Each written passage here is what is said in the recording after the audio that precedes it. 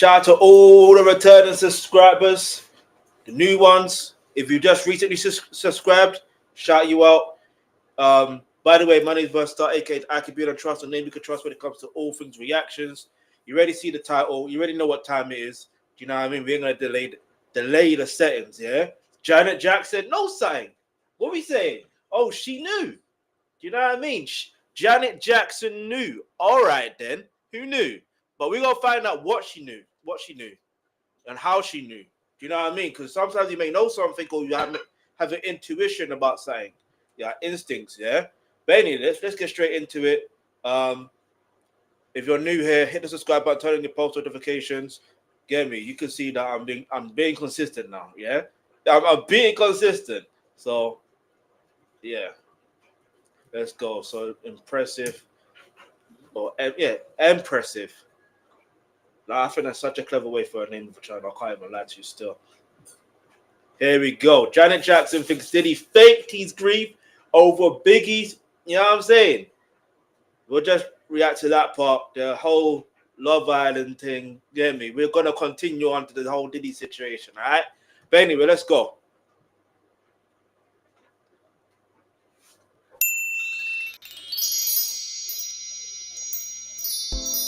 Hello, everybody. Welcome to the Impressive channel. Did you all know that Janet Jackson tried to avoid P. Diddy like a plague because she did not trust him?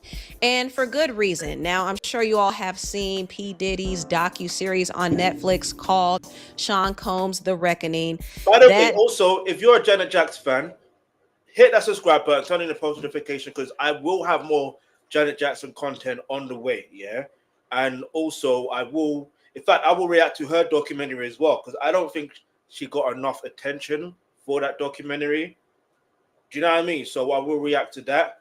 But also, other than that, do you know what I mean? Because of how iconic she is and iconic family she comes from as well, I will react to another documentary, which is An American Dream, The Jacksons. Do you know what I mean? So I'll react to that documentary. But other than that, I will react to their music as well. So just stay tuned for that. Yeah. But let's keep it moving. Let's go.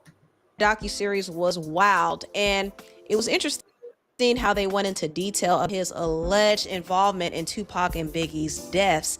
In fact, it was said that P. Diddy was jealous of Tupac. He was also threatened by Pac's friendship with his artist Biggie Smalls. And Tupac always believed that Diddy orchestrated him getting ambushed and shot up at the Quad Studios that night, where he was coincidentally about to meet up with Biggie. So, do you think Puffy was involved? Wait. We'll react to this later. No, not later today, but another time. The full interview. But like, he wasn't there to meet Biggie. Yeah, that's like we said this before. He wasn't there to meet Biggie. He was there to meet Little Sean. He had no business going to that studio. Do you know what I mean? Because he was in New York to film a movie in the first place. Like, he was literally in New York to film a movie. But it just so happened that, you know, he had connection with Jimmy Henchman, and Jimmy Henchman, although he was a street ninja, but also, anyway, we won't get to that right now. That's for another day, for another topic. But like, he also was a friend of Haitian Jack. Do you know what I mean? Haitian Jack was also in a situation where, yeah. In fact, it's like I'm tearing up. It's like I'm going out of point, but I'm not, because everything kind of makes sense. It's like everyone has their own motives. Do you understand what I'm trying to say? Haitian Jack has these motives because some may seem it as it was a disrespect that Tupac did what he did. You know that scene, that moment when Tupac he literally mentions, yeah, that he's not guilty of the crimes that he's been accused of. Do you know what I mean? Like, do you know what I mean? And he's mentioned that the lawyers and everything is separated. He mentioned that. But anyway, so that's that. So obviously Haitian Jack would be upset, and not, well, yeah, of course he'll be upset and his feelings, and he's got his motive, yeah. And then Diddy has his motive because he's jealous, yeah. Then you have, and these guys are friends. Diddy, Diddy, Haitian Jack, and Jimmy Henchman. Jimmy Henchman happens to be Little Sean's manager. Tupac needed money, yeah, because of the legal things he was going through, right? Like, let's make this make sense. He would like Jimmy Henchman was there to pay him. So was, I think, also Andre Harrell or something like that. Or no, I can't remember who it was. I know, look, Jimmy Henchman was meant to pay him, because I remember when he was robbed or whatever the case may be, like, and hit like 5 times, like with those wounds, he rolled up a blunt and he asked, "Where's my money?" Anyway, let's keep it moving. Ironically, he said it to Vibe magazine, but not in this thing. But he literally said it in the actual magazine. Let's go. Only they can answer that question. I believe so. I do believe so. I have proof, things that I can say that will back up my claim. Tupac getting shot was the catalyst to his infamous feud with Diddy and Biggie, which really intensified when they dropped diss tracks against each other, and Tupac signed with Suge Knight at Death Row Records, and it really started this whole East Coast, West Coast beef. And Diddy hired Crips to basically take out Tupac and Suge. Like, he allegedly put $1 million bounty on their head, and Tupac did end up getting gunned down and killed by some Crips. And 6 months later, Biggie Smalls was killed, and the only reason why Biggie was killed is because... Time out. We can't say, although Keefy D has been arrested and he's awaiting trial as we speak on the 14th of December 2025, because you could watch it in the near future, and he's probably being convicted, or we don't know, right? However, let's just say this. Yes, he is affiliated with the Crips. But you also have to bear in mind, yeah, like, what people are not, I don't think most people are aware of this. This is why I want to react to these type of situations, so people can actually see what's really going on and ask the questions. Because for one, for another word is, Biggie's mom, she literally says, and I will react to that documentary another time, in another documentary, she literally said that the FBI was watching them. Yeah, in 93. Yeah, 93 was the year that Tupac and Biggie became friends. I believe it was that year. I can't remember verbatim, but, or maybe it was 94. No, maybe it was 94. Maybe it was 94. But anyway, we'll get into that for another time in regards to the actual proper timeline. But the FBI was watching them. Then you got the thing where the FBI are naturally going to be watching Tupac. Why? Because his mom and his stepfather and also his biological father are in the Black Panther Party. Do you know what I mean? And the FBI was created to be able to nullify those groups in the first place. That's how they were started. Yeah, that's exactly what it was. I'm not gonna, like, you know that saying, I forgot his name, J. Edgar Hoover. He had the saying, yeah. He said, you'll never have a black messiah unless we create them, or something mad like that. It's mad. I don't want to get political in it, but I'm just saying what I'm saying in it, like, because there's, like, why would he like, there's a book being released by someone, I can't remember his name, but we'll get into that for another time. Again. Anyway, let's keep it moving. But it's like they were watching them until their untimely situation. So those who were watching Biggie and Tupac, they know the answers. They know the answer, and they know how to solve their cases. Let's be real. It's either they were watching them or they wasn't. Diddy forced him to go to the West Coast, knowing how dangerous it was. So essentially, Diddy led Biggie to his own death. But he put on this big show, like, he was so sad. He put on this huge funeral for him, which he allegedly had Biggie pay for. Yeah, he also did a whole tribute to him at the MTV Awards, just shucking and jiving. Literally, he was just doing a lot. And Janet Jackson wasn't buying any of it. Good. Well, what do you think about the fact that Puffy Combs seems to have merged from all of this murder as the producer of the day? Puff Daddy seems to have become the... Hold on. We're going to pause it just for a slight minute, yeah? Or a few seconds. Janet Jackson, yeah? This was in 1997. 1997. It says here, Janet Jackson father broke conference call, yeah? I want to get the exact date if it's possible.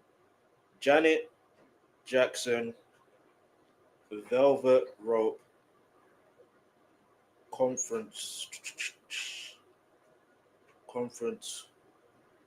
call, interview, full day. All right, so it's conducted around either the fall of, the fall of 1997. Yeah. So it could have been September, it could have been October, it could have been November. It could have been around those times. All right. So I need you to understand that. I need you to understand what that means. Yeah. What that means, because timing is everything. The fact that this was done in 1997, Biggie untimely situation was on March 9th, 1997. Timing. Let's go. The record producer of the day. Yeah, it seems like he has a new video every week. Yeah, and you just kind of wonder because, I mean, he's like, one of the ones left after all of this murder that's gone on in the gangster rap community. Sometimes I wonder. I was very cynical in the beginning, I must say. I would sit back and say, okay, how much pain is he really in? It seems like he's taken this and ran with it. Like the death of Biggie. And there's a part of me that wondered if it was really real. You know what I mean? Because the videos seem to come out so quick. And it's like he's throwing them out one after the other. Being the sort of cynic that I can be, I wondered, and I'm sure like a lot of other people have wondered, and only he knows that, and God within his own heart. You know what I mean? I hope it is real. Deep. Listen to how she's actually talking. People need to understand there. It's the fact that when you watch that documentary, The Reckoning, yeah, that's essentially what was being said. It was being said, the tragedy that happened in 1991 with the City College incident, Diddy became famous then, yeah? And then the tragedy to do with, then Biggie's tragedy in 1997. And then he became famous again after the club incident in 1999. Do you understand? Now, it's such a mad situation to think, yeah? Because it's like, raw. What now? Now that he's in this situation, does he become even more famous? Or does it get to the point where he now has to, because now he's obviously sitting in jail, innit? So he has to live with the thoughts and everything that he's done and said to people, you know what I mean? And mistreated people and whatever the case may be. Get me? I'm not saying he's done all evil, but he has to live with that. And obviously, if he was on narcotics for after a while, now he has to be sober. But anyway, I don't talk too much. Let's go. And not using that to elevate himself. Well, Diddy did use Biggie's death to elevate himself. He destiny swapped with him, basically. After Biggie's death, he went from being in the background to being in the forefront, and he was working with everybody. Everybody wanted to work with him except Janet Jackson. Mm-hmm. So every interview, Janet Jackson, Jimmy Jam and Terry Lewis need to get up off a track. Throw a brother a track or something. No, I won't get in the studio with Janet. But I mentioned her name, and she didn't want to work with me. She ain't want none of the hits. She didn't one of the hits. So She's been making hits since the mid '80s. Like, what are we talking about here? Like, she's been making hits since the mid '80s. It's you that needs her, not the other way around. Like, you know what's mad, yeah? It's like sometimes you gotta know your position. You know what I'm saying? But obviously, anyway, let's keep it moving. I gotta move on. Yeah. Not that he's bragging, but I do hear he keeps, and he has asked me a few times. I don't know if it ever will happen. I'm probably the only one who hasn't worked with him. It was just a dream, a fantasy for me to one day work with Janet Jackson. Now I don't want to do it. Yeah, now you don't want to do it. Now, one thing about she didn't want to do it. You have to come to that realization. Diddy is he's very persistent. He did not give up on trying to be around Janet Jackson in some way. He did eventually work with her on the remix to her song Son of a Gun, and they did rub shoulders in the industry a few times, but Janet still limited his access to her. Are you in touch with Janet? Oh, no. No. No, but I know her. Right. I just never got a number for us to keep in touch. Got it.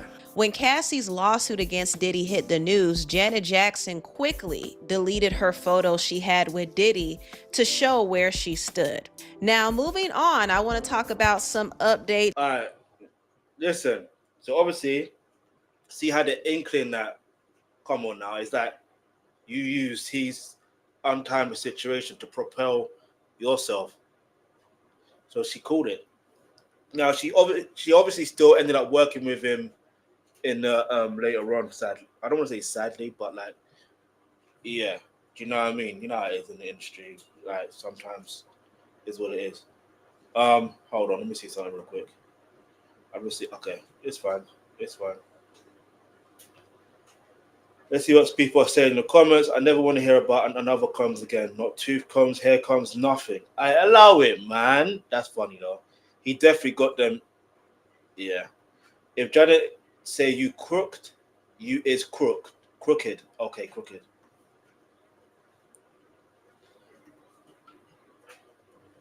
It is good to know that Janet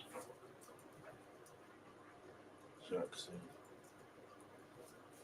had an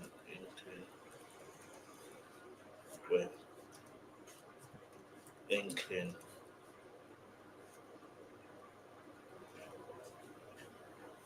Jackson questioned back then, and I do wonder if she and others. I do wonder if others back then had a similar behavior. Because at that time, you can all you do. And now, clearly, it is evident. Like, because you do wonder, like, how many people or people within the industry, how many had that feeling? And did you have that feeling? Leave your answer in the comment section below. Because for me, I was too young to even know at that time, and I won't even lie to you still. But it's mad. It's mad. It's mad. And the fact that she was able to keep her distance for a number of years, like when I say a number of years, because Son of a Gun remix was in, I think, so was that 2002, if that?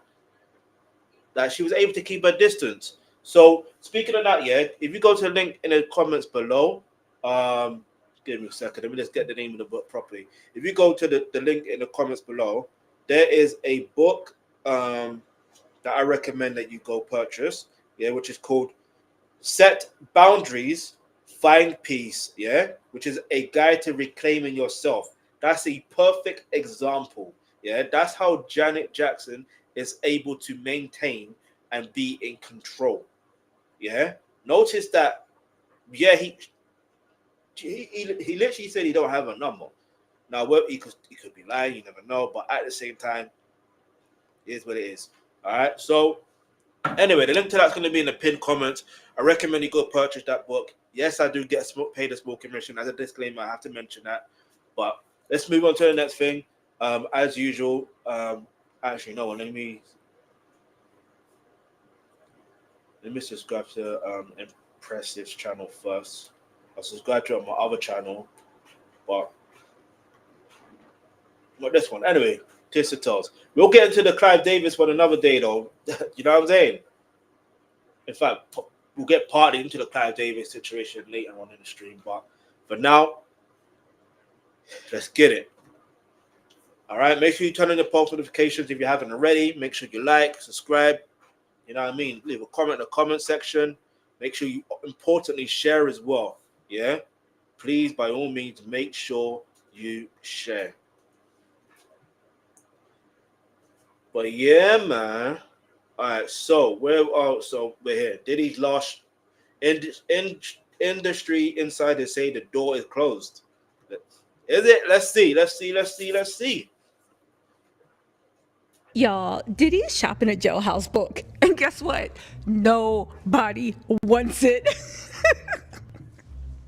Sources are saying he's worried that Netflix blacklisted him from the industry. Sir, blacklisted you from what? Who the heck is reading your book?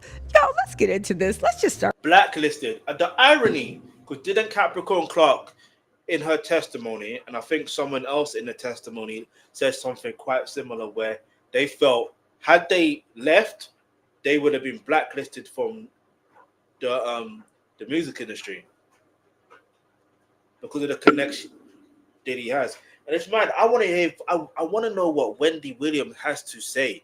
I really do, because she is one of. She called out Diddy years ago, to the point where she got fired from radio. Obviously, her career pivoted into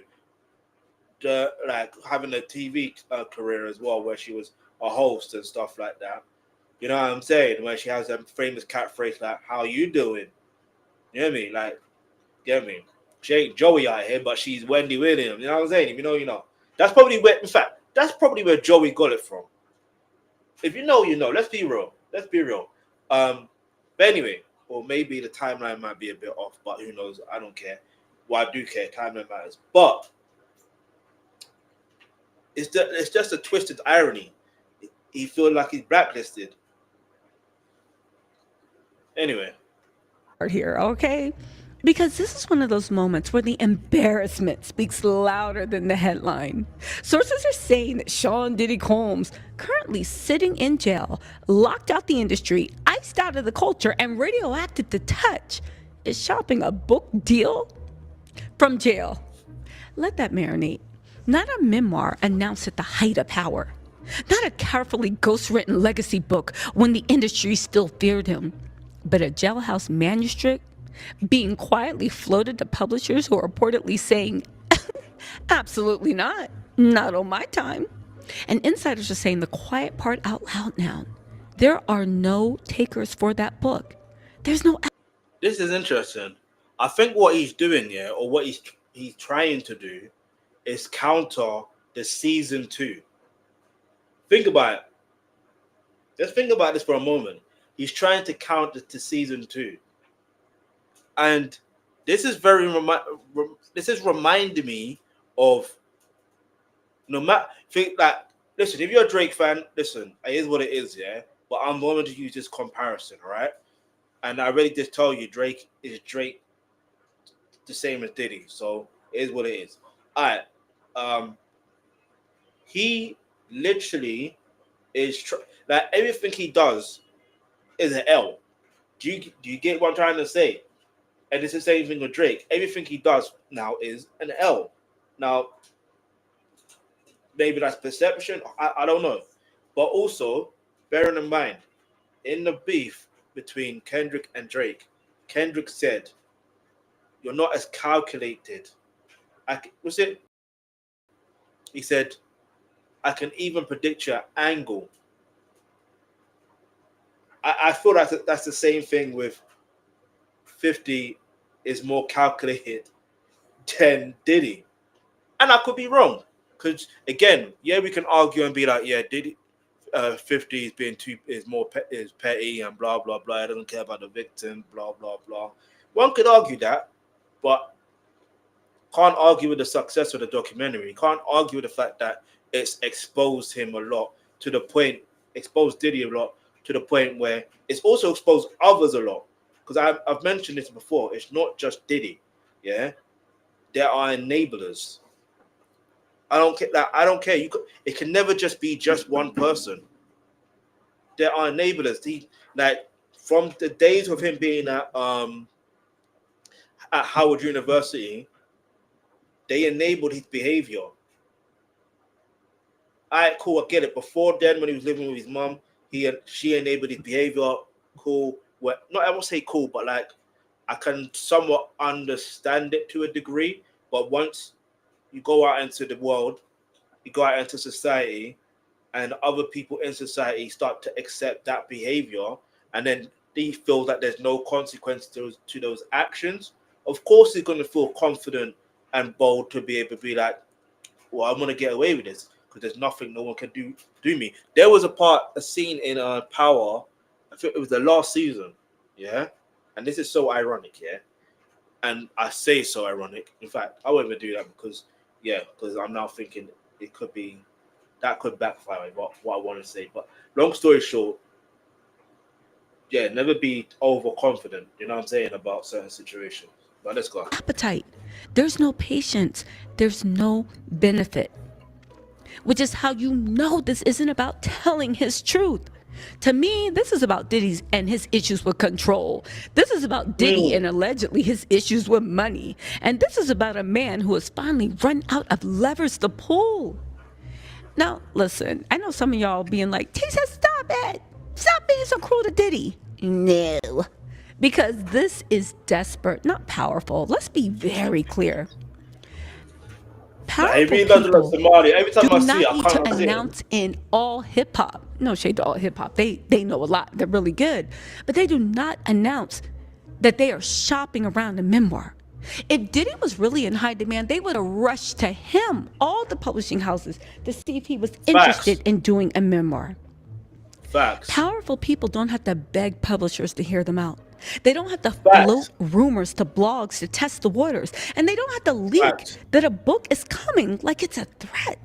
This looks desperate because it is desperate. According to industry chatter, Diddy's camp has been quietly shopping the idea of a book deal.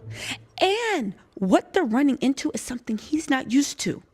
Silence, disinterest, closed doors. And insiders are saying this isn't even about fear. It's about liability. Publishers don't want the legal smoke. They don't want the reputational stain.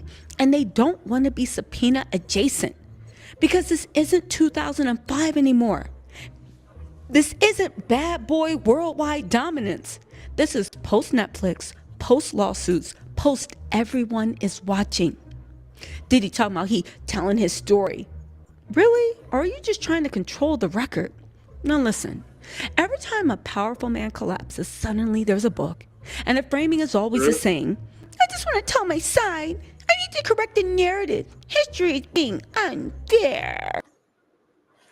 And this is the thing. If he wanted to really tell his story, then what he really should have done is in his trial, that was his moment to literally tell his truth. Except he decided to be silent. Or maybe his legal team decided for him to be silent. But seeing how he moves, you can tell it was his decision to be silent. Yeah? And I feel like he's acting desperate. If this is true, where he's actually he's shopping the book around, it's essentially what I'm saying. He's trying to counter season 2. That's what it is.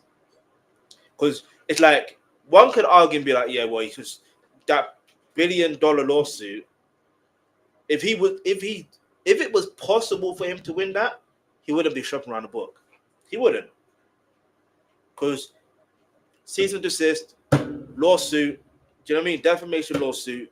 And if he can prove that what's been said, they've been lying, and he wins that lawsuit, yeah, you don't need to sell a book. You don't have to sell a book. You can just say, look, when I come out, I will show my truth.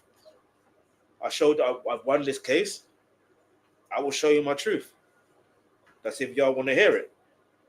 But the reality is, Alexandra Stapleton, aside from 50 Cent mentioning, yeah, got it legally, whatever, Alexandra Stapleton and also Netflix have said they obtained the footage legally. And not only that, even within the documentary, the footage that they did manage to show, it clearly shows him being very manipulative and very controlling, to the point where he's trying to control and manipulate a narrative. And there's also witness tampering. So even if there was to be a cease and desist, I still feel like another indictment is coming, because witness tampering is a crime. Man, let's keep it moving. But people in the industry are saying this isn't about reflection. It's about wrestling back control of the narrative before the courts, the documentaries, and the public fully lock him in. Because right now, Diddy does not have control of the story. Netflix doesn't need him. Documentaries don't need his cooperation. Former associates are talking anyway. And the silence is no longer protecting him. So a book becomes the last remaining megaphone, even if no one is listening. True. And then there's the money problems. Let's talk about the part that people keep dancing around. Money. Because sources are saying this book push isn't just emotional, it's financial. Legal defense isn't cheap. Asset freezes are real. Business partners don't want to touch him. Brand equity has evaporated. And here's the brutal truth. When your name becomes a risk, the checks stop clearing. This book isn't about legacy, it's about liquidity, which is why insiders say that even if it gets published, and I still think it's going to be self-published, it's likely going to be, again, self-published. And that right there, that's the real tell. But then even if it is self-published, yeah, let's be real, there's going to be some people out there that are still willing to buy it. Yeah, let's just be completely honest. And even if people do buy it, obviously he's trying to shape his own narrative. We know what time it is, and I feel like this is a very telling thing. But like I said, it feels like he's trying to counter the situation. Like I get it. You know what I mean? I get it. So speaking of books, yeah. Speaking of books, yeah, what I do recommend, which book you should get, is the one in the pinned comments, yeah, which is, I gotta read out the name of it, yeah, because it's called Set Boundaries, Find Peace, yeah, a guide to reclaiming yourself by Nedra Glover Tawwab, yeah. So I recommend you go buy that, yeah, for obvious reasons, yeah, not like. For obvious reasons. I mean, it looks like Diddy needs to buy that himself at this rate. Because he needs to know that there's boundaries. Ain't nobody want to hear your ish. Like, you know what I'm saying? Nah, but anyway, listen. Let's keep it moving though. Again, self-publishing for someone of Diddy's form or stature, it's not a flex. Let's be honest, self-publishing is fine when you choose it. It's not the flex when it's your only option. Industry insiders are saying publishers want no part of this, not because they don't like money, but because this is uninsurable. You can't fact check around pending cases. You can't edit around potential omissions. And you definitely don't want a platform that will narrative that could unravel under oath. So if this book exists, it exists in isolation. No press tour, no mainstream rollout, no institutional backing, just a man talking to himself, hoping the public mistakes volume for credibility. And to make matters worse, y'all, the streets are saying Netflix is done.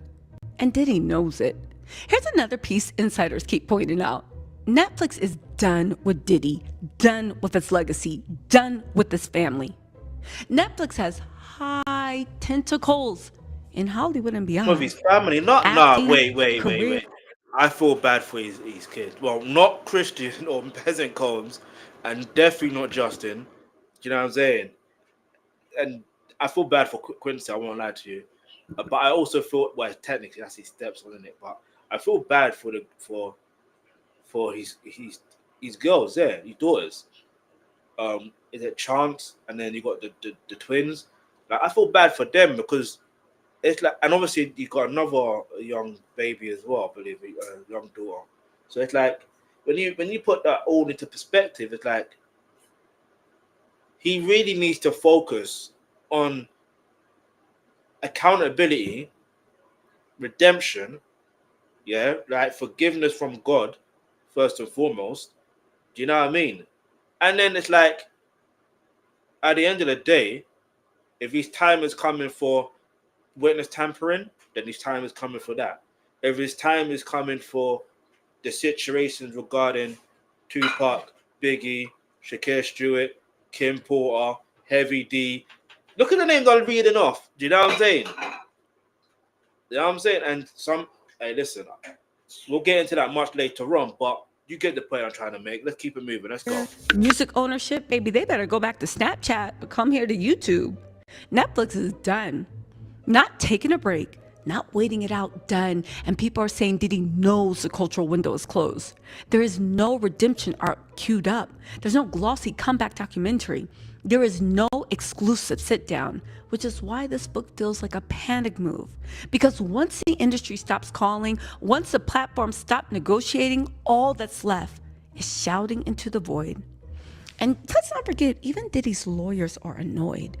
This part matters. Sources are saying that even his lawyers aren't thrilled about this idea, because writing a book while your legal situation is unresolved is, let's just say, it's not strategic. Every sentence becomes discoverable.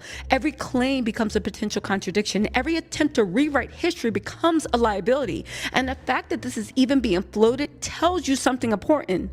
The usual adults in the room no longer have control. Baby, the world has moved on. Here's the coldest part. People have already made up their minds. You know I have. There's no curiosity left.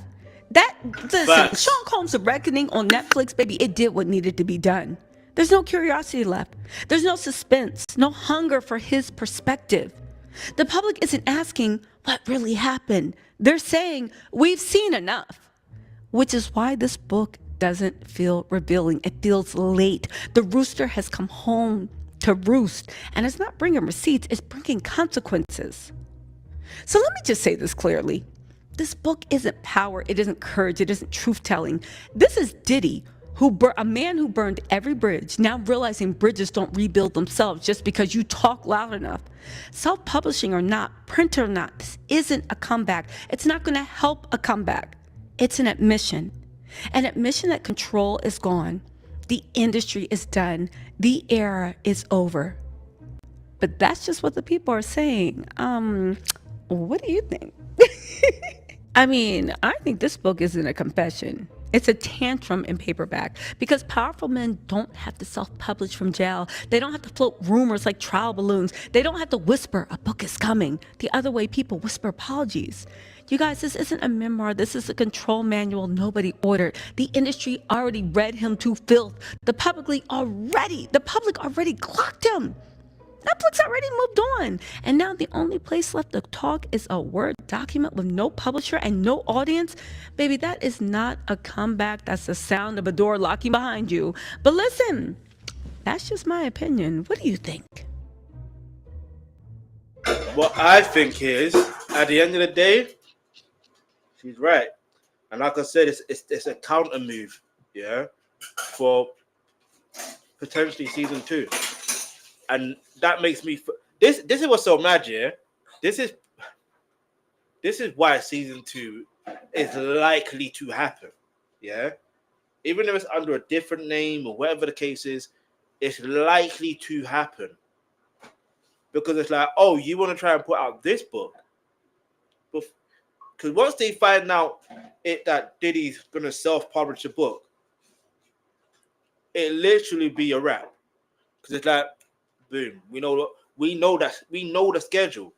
And even if, wouldn't it be so ironic, yeah, if they released the part 2 documentary? Obviously, there's episode 1, 2, 3, and 4, but wouldn't it be so ironic, yeah, if they've already got every episode edited, you know what I mean, and all that stuff there for season 2, and they're just waiting for Diddy to upload, to self-publish his book and release it on the same day. That would be so funny. But anyway, let's see what people say in the comments real quick. Let's go. Diddy blacklisted Diddy. Exactly. He's the only to blame. Facts. Who the heck would believe anything he had to say? Exactly. Someone informed Diddy it's no fun when a rabbit has to, you know what I'm saying? I'm going to say this. It is clear he is trying to counter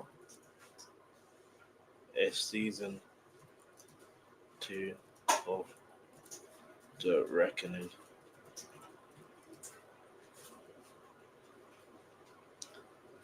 But even if, I'll just put that. Do you know what I mean? It's very, very, very clear. But anyway, let me know what your thoughts are in the comments below. But speaking of books, one book that I recommend that you do get, yeah. Let me show you the name of the book. Let me give you a second, peeps. The name of the book is called Set Boundaries and Find Peace. Yeah. A Guide to Reclaiming Yourself by Nedra Glover Tawwab. Yeah. So go purchase your copy. The link will be in the pinned comments. And yeah, let's just keep it moving. On, by the way, yeah, as a disclaimer, yeah, man does get paid from it. Bills to pay, blah blah blah. You know how it goes. But anyway, let's go.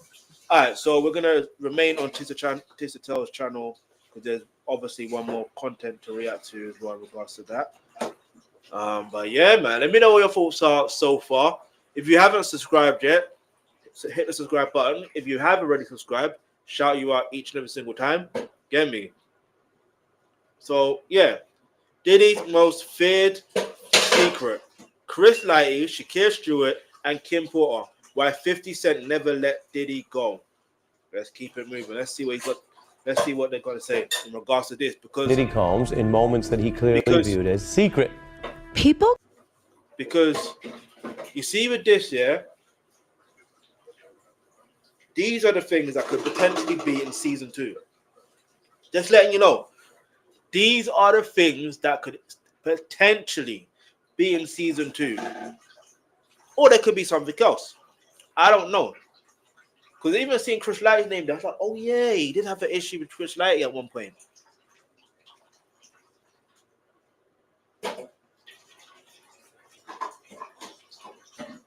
And not to mention Andre Harrell. I think, did Andre Harrell, was it pneumonia as well? I think Heavy D was also pneumonia. I can't even remember too tough.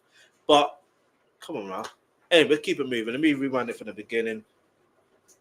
I might do the thing where I watch for 10 minutes, then pause, and then talk. You know what I'm saying? If I talk in between, it is what it is, all right? Let's go. Netflix making news this week with a new documentary featuring never-before-seen video of Sean Diddy Combs in moments that he clearly viewed as secret. People keep asking why 50 Cent seems obsessed with Diddy. Why he won't stop poking him, trolling him, hunting him. Did he do it, right? No, He did it. You've been No, social he media did it. He talking did it. about Okay. it. No, There was a moment, a fracture, a death that never made sense. Lighty managed the careers of superstars like 50 Cent and Diddy. But some people believe Lighty's death was too convenient. All of the unanswered questions, something ain't really right. 50 Cent has brought in a high-powered team to investigate the hip-hop mogul's death. What happened to Chris? Puffy might be the destination for anybody going nowhere. That is savage! Nobody survived. What am I going to get? Chris Lighty wasn't the only powerful black executive who died suddenly after crossing paths with Sean Combs. This is a guy who is just, you know, the energy and the longing to dominate and be successful. Chris Lighty the architect, the peacekeeper, the man who built empires for everyone but himself. The one person 50 Cent trusted in an industry full of sharks. And when Chris died, 50 changed. The energy changed. The silence changed. And the streets? Well, the streets whispered a name they weren't brave enough to say out loud. And here's the part nobody wants to talk about. Chris Lighty wasn't the only powerful black executive who died suddenly after crossing paths with Sean Combs. There was Shakir Stewart. Yes, there was also Kim Porter. 3 names, 3 shadows, 3 unanswered questions. Now, we're not saying Diddy is the angel of death, but that cloud of death and misery that follows him around, baby, it has weight, it has shape, and it has a body count that the internet refuses to stop talking about. And so the real question isn't why 50 Cent keeps going after Diddy. The real question is, when did 50 start going after Diddy? Because if you follow the threads, if you go back far enough, if you sit with the rumors, the receipts, and the things said only in back rooms, you end up at the same place the streets always do. Chris Lighty, the first domino, the man whose death still echoes. Because sins always return home, and sometimes they bring friends. Chris Lighty, the architect, the peacekeeper, the man who built empires for everyone but himself. The one person 50 Cent trusted in an industry full of sharks. And when Chris died, 50 changed. The energy changed. The silence changed. And the streets? Well, the streets whispered a name they weren't brave enough to say out loud. And here's the part nobody wants to talk about. Chris Lighty wasn't the only powerful black executive who died suddenly after crossing paths with Sean Combs. There was Shakir Stewart. There was also Kim Porter. 3 names, 3 shadows, 3 unanswered questions. Now, we're not saying Diddy is the angel of death, but that cloud of death and misery that follows him around, baby, it has weight, it has shape, and it has a body count that the internet refuses to stop talking about. And so the real question isn't why 50 Cent keeps going after Diddy. The real question is, when did 50 start going after Diddy? Because if you follow the threads, if you go back far enough, if you sit with the rumors, the receipts, and the things said only in back rooms, you end up at the same place the streets always do. Chris Lighty, the first domino, the man whose death still echoes. Because sins always return home, and sometimes they bring friends. Now, before we talk about the mystery, the whispers, the funeral, or the fallout, we need to talk about the man at the center of all this. Chris Lighty wasn't just another industry manager. He wasn't a footnote. He wasn't a background character in somebody else's legend. Chris Lighty was the infrastructure. He was the blueprint.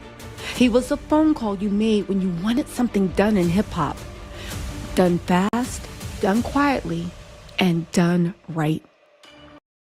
And this is what's so interesting. Yeah, it's like raw. The timeline and everything. Like the timeline.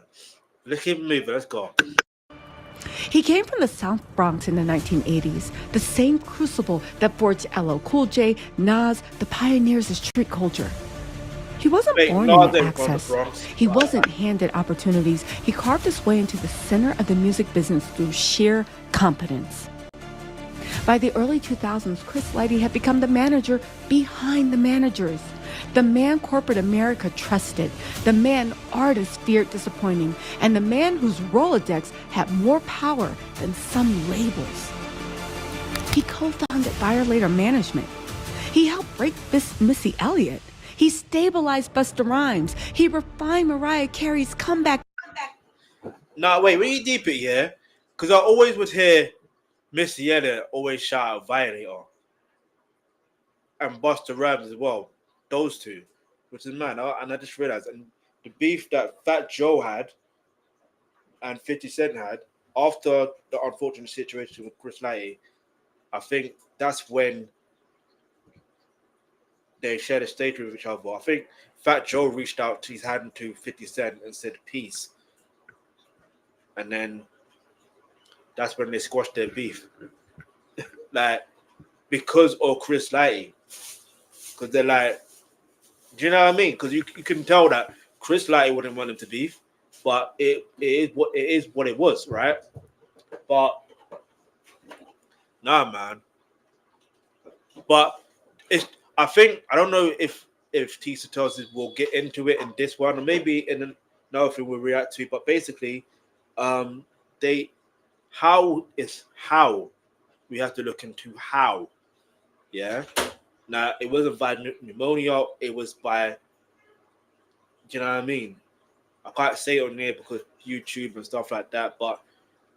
And they say he owed money, but it's like, okay. But again, everyone else that knew him said that it didn't make sense. And it's magic because years later I started thinking, wait, what if Diddy got involvement with that? Like, I literally just was thinking about it. And then it's mad when you deep it. Like, there's names that people are not necessarily aware of. But let's keep it moving. Era. And he was one of the earliest architects of turning rappers into brands. Before that word meant anything. And then came the deal that changed everything.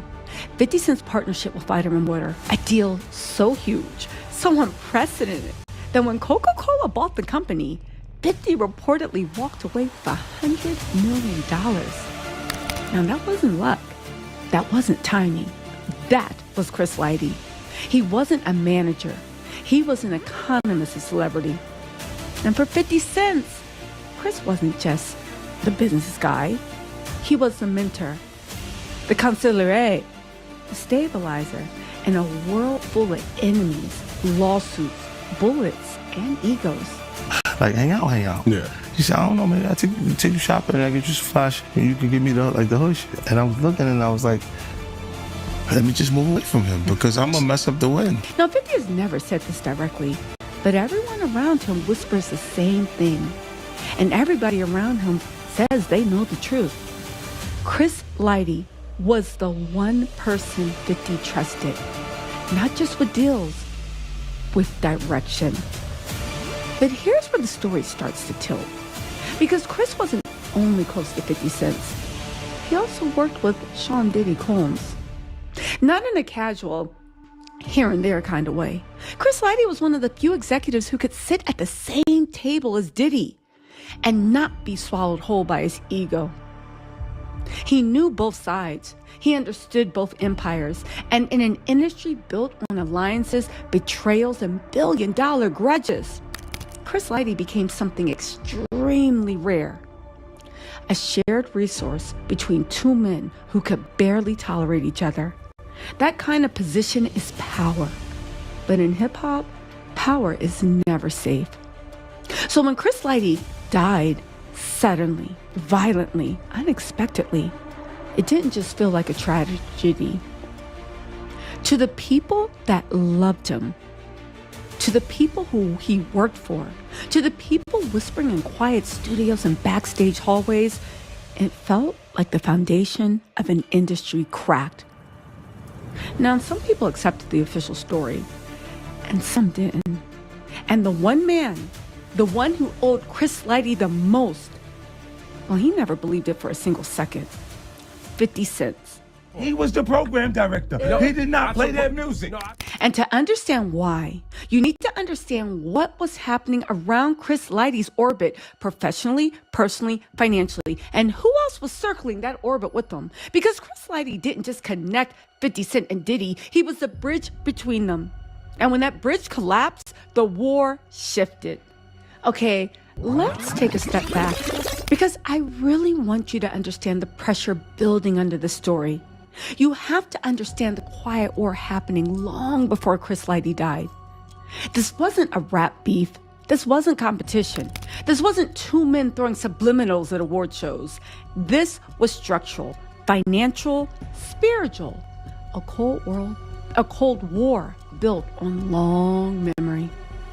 On one side, you had 50 Cent, the bully economist, if you will, the mogul who didn't care about fashion shows or champagne towers, the man who monetized survival and weaponized transparency. You had Diddy, the gatekeeper, the self-branded kingmaker, the man who controlled access, contracts, image, and opportunity. And baby, when Diddy gave you any of those, know that it was on a heavy tax. Maybe 90% or more of what you made, people said sat in that man's pockets. Now, Diddy and 50 were never meant to coexist peacefully, but I mean, for what we know of now, they were never. Yeah, you're right. They were never meant to coexist peacefully. But that said, though, it's mad when you think about it. Yeah, like obviously they're both from New York. They're both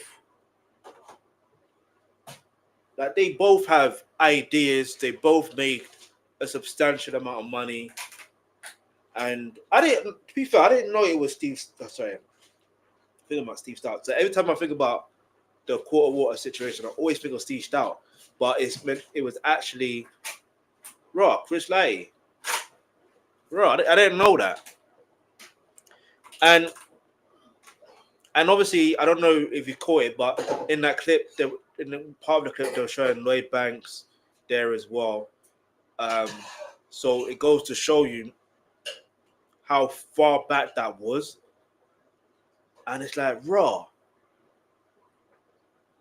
like, you can argue and say 50 and Diddy wouldn't have crossed paths or whatever the case may be. You never know.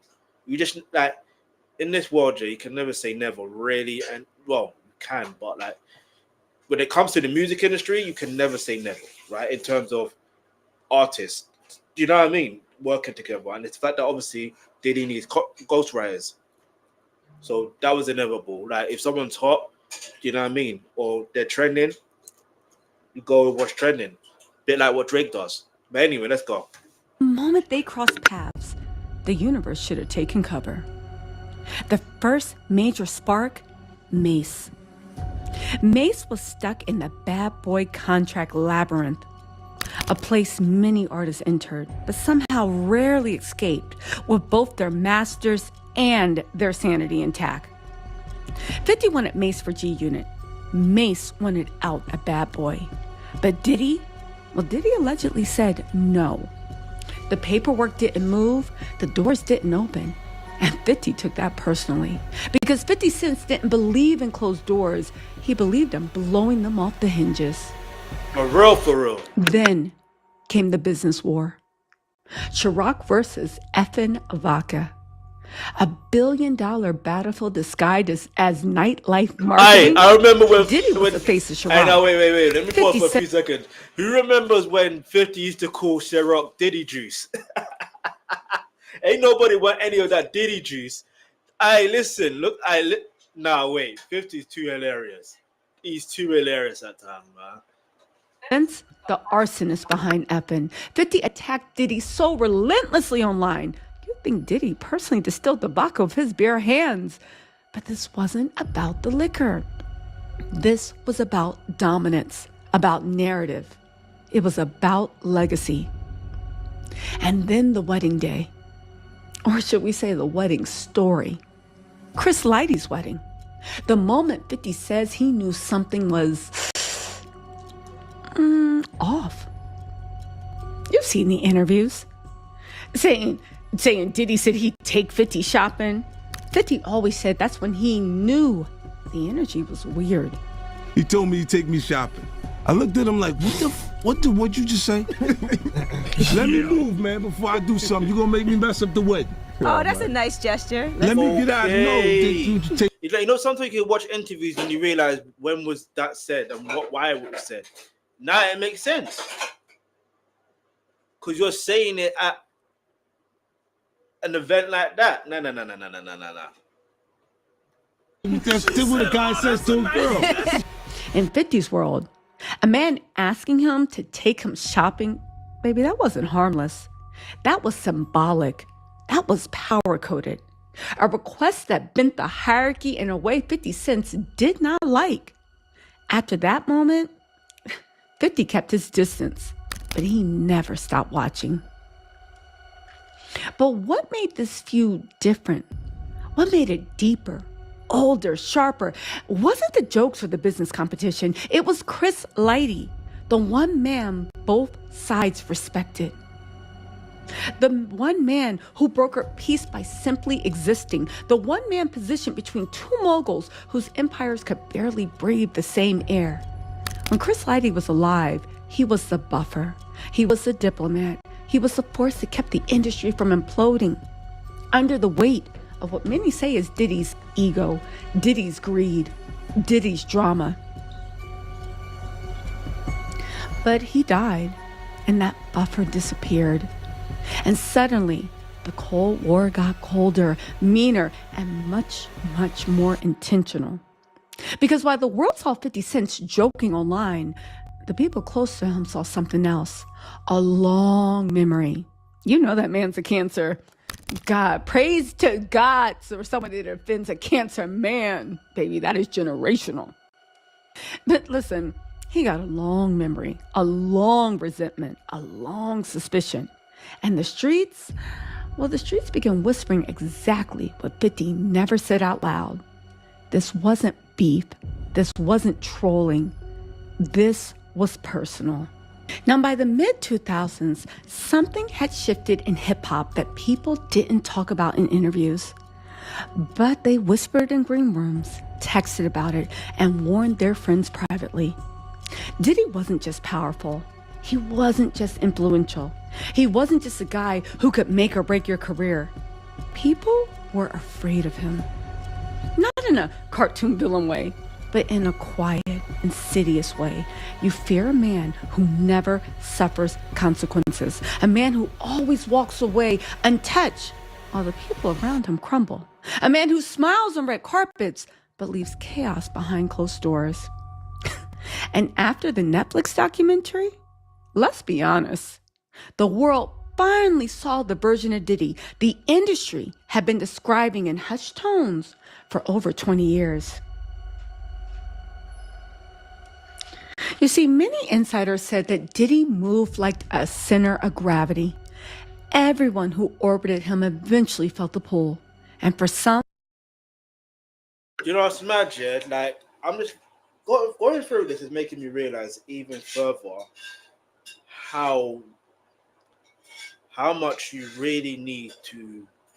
Like, that book that I'm going to mention later, in the pinned comments, go purchase yours, yeah? Because, yeah, you know what I'm saying? Yeah, that's all I can say, yeah. But we'll keep it moving, though. Hit the subscribe button, turn on your post notification. Let's keep it moving. Let's go. The cost. Business partners fell out.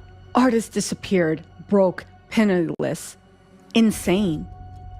Careers derailed, and personal relationships, well, the streets have always hit Diddy's personal relationships came with their... Wait, I'm sorry. You see that image just there? I swear to you, he looked like AJ, not Anthony Joshua. But I'm talking about AJ, you know, from Beta Squad. If you know, you know. But anyway, let's go. Own body count. Not literal, no but emotional, to AJ, by the financial, spiritual, the type of destruction you don't recover from. And this is where Chris Lighty's story begins to bend. Now, Chris Lighty didn't just know Diddy. He managed him. He advised him. He was one of the few people in the industry who could say no to Sean Combs without risking everything. Or so he thought. He was also one of the few people in the industry that many insiders said Diddy was rageful from. Being close to Diddy came with a cost. Everyone knew that. And everyone felt that. And Chris wasn't the only one connected to that cost. Enter Kim Porter. Now, Kim Porter wasn't just Diddy's longtime partner or the mother of 3 of his children. She was the woman who who he says knew him best, the one who held his image together, the one whose death the public still treats like an open wound. And then there's the rumor, the one that the industry never confirms, never denies, just allows to sit and rot in the back of the conversation. Did Chris Lighty and Kim Porter ever date? Now, some people say yes. Some say it's nonsense.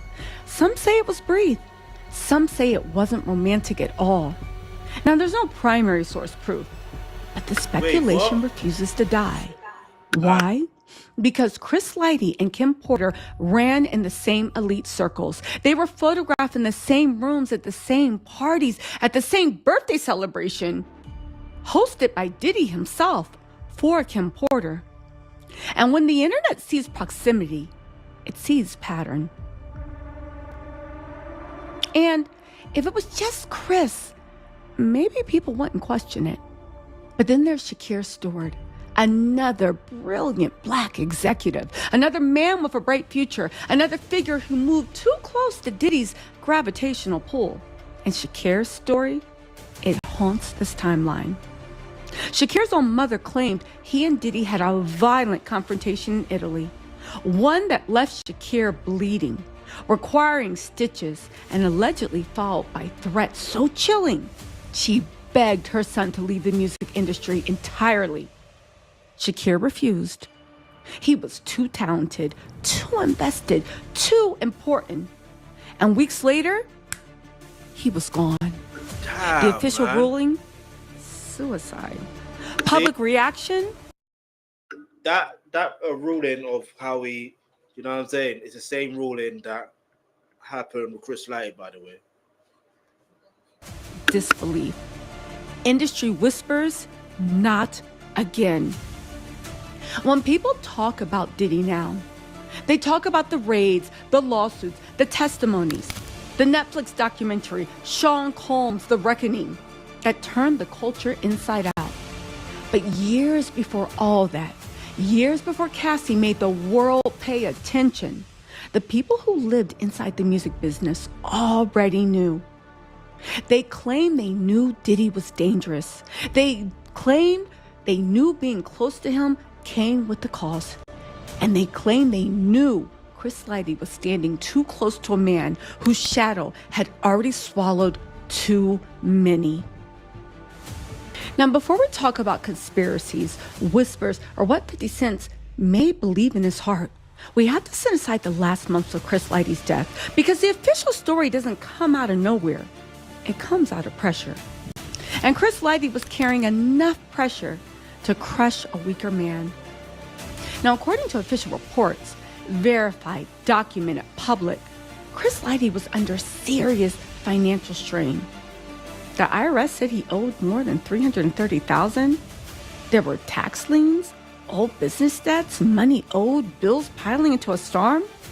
And for a man whose entire reputation was built on control, on order, on being the one who stabilized everyone else's chaos, falling behind financially was more than stress. Many say it was humiliation. It was the one thing he couldn't negotiate, charm, or fix. Now, interesting enough, around this time, 50 Cent hired a team of high-profile investigators to examine the death of Chris Lighty. And it's interesting because I remember there was an interview, I think it was on Drink Champs, I can't remember, but there was an interview with 50 Cent, and he did literally say that if Chris Lighty was in, or was it Busta Rhymes? It's both, either one of them or both of them. They literally said if Chris Lighty was in financial trouble, he would talk, if anything. I can't remember word for word, but either way, they would say they were lending the money. You know what I'm saying? They were lending the money. So it's mad when you deep certain situations. But yeah, the book I'm going to say that I recommend that you go get, let me just get the name of it. It's called Set Boundaries, Find Peace, A Guide to Reclaiming Yourself by Nedra Glover Tawwab. The link to that is going to be in the pinned comments. I recommend that you really go get that book. But let's just keep it moving. Let's go. Now, oddly enough, Chris Lighty allegedly took his own life tragically using a bang bang the same way Shakir Stewart did. As a matter of fact, in an interview with Time out. We're going to rewind that. Wait, what? The same... No, wait. Reports, verified, documented, public. Chris Lighty was under serious financial strain. The IRS said he owed more than $330,000. There were tax liens, old business debts, money owed, bills piling into a storm. And for a man whose entire reputation was built on control, on order, on being the one who stabilized everyone else's chaos, falling behind financially was more than stress. Many say it was humiliation. It was the one thing he couldn't negotiate, charm, or fix. Now, interesting enough, around this time, 50 Cent hired a team of high-profile investigators to examine the death of Chris Lighty. Now, oddly enough, Chris Lighty allegedly took his own life tragically using a bang bang the same way Shakir Stewart did. As a matter of fact, in an interview with Huffington Post Live, 50 Cent, who, again, he identified himself as Lighty's close friend and client, questions the details surrounding his death, like so many of Lighty's family members and close friends. He said out of his own mouth, "I still can't make very much sense of it. The whole theory of him being in financial strain would support why you would want to do something like delete yourself? It doesn't make any sense to me. Because that $5 million they said he owed the IRS, he didn't owe the IRS $5 million at the point. As a matter of fact, remember, he owed the IRS $330,000. For a man like Chris Lighty and the deals he did and as deep as his pockets went, $330,000 was nothing. As a matter of fact, Chris let a trust to his children with $1.6 million. 50 Cent also said that Chris's mother came to him and asked for financial assistance in hiring Scott Lemon, a private investigator. Hiring attorney Scott Lemon and a private investigator, Les Levine. Again, the official line, the authorities believe that Chris took his own life after a series of personal setbacks, including death and a recent divorce. He was found tragically passed away with a bang-bang wound to his head. Now, 50 Cent also went on to say that he loaned Lighty $1 million, and he got the money back with interest. I was right. Okay, yeah, it was him. Because I do recall watching an interview of 50 literally saying that. He said he spoke to Chris before he passed away, and Chris seemed to be looking forward to the future. Listen, according to 50 Cent, Chris, Lighty, and 50 had just secured a world tour for the next year. And again, let's get back to his financial woes. He left over $1.6 million in a trust fund to his children, and his entire estate was given to his wife, who he was in the process of divorcing. But let's rewind it a little. Let's go back to the marriage, or the collapse of it. Multiple sources, including the Daily Beast, confirm that Chris and his wife Veronica were in the middle of a separation. There were arguments, there was distance, and there were reports of tension so severe that neighbors heard shouting on the morning he passed away. Now, Veronica told police Chris had been under tremendous pressure. Others said he seemed distracted, exhausted, fraying at the edges. But here's the part that cracks the story open. No one, not his family, not his closest friends, believed he was ready to take himself off this earth. Not one. His mother didn't believe it.